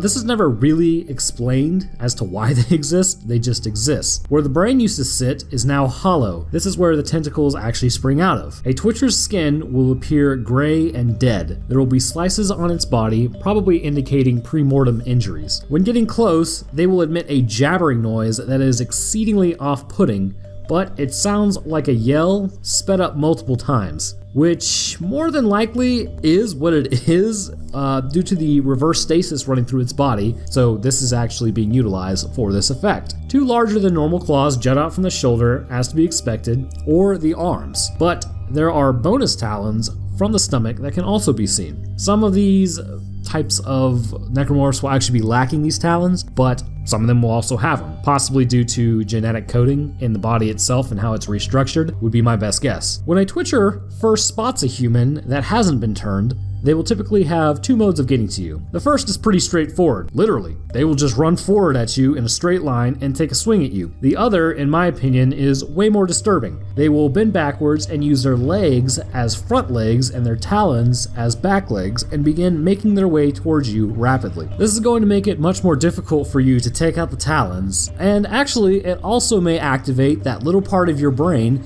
that causes you to react to things that scuttle, because this guy is scuttling at you at freaking Mach 10 speeds. Ugh. Usually, if a Twitcher can get you down to a low enough health, they will basically just take a swing at you and say goodnight, as you probably would never see it coming, to be honest. However, if you manage to make it angry enough, it may just put a personal touch on it, turning your digestive tract, lungs, rib cage, heart, really anything located in your main abdomen or thoracic cavity into Swiss cheese before you really even knew what was happening. Not a pleasant way to go. There are basically two attacks that exist that I've seen. The first one, and I'll show it here in a second, is basically, it looks like one slice. It just swipes you once, and then it appears that you just kind of walk for a little bit, and then your body falls apart. I guess it's so quick that your organs, spine, probably even your spinal cord are still intact. They just haven't realized that they've been separated. The other one, it's just so quick and it's a barrage of hits that I'm not really sure how you stay together, but you do,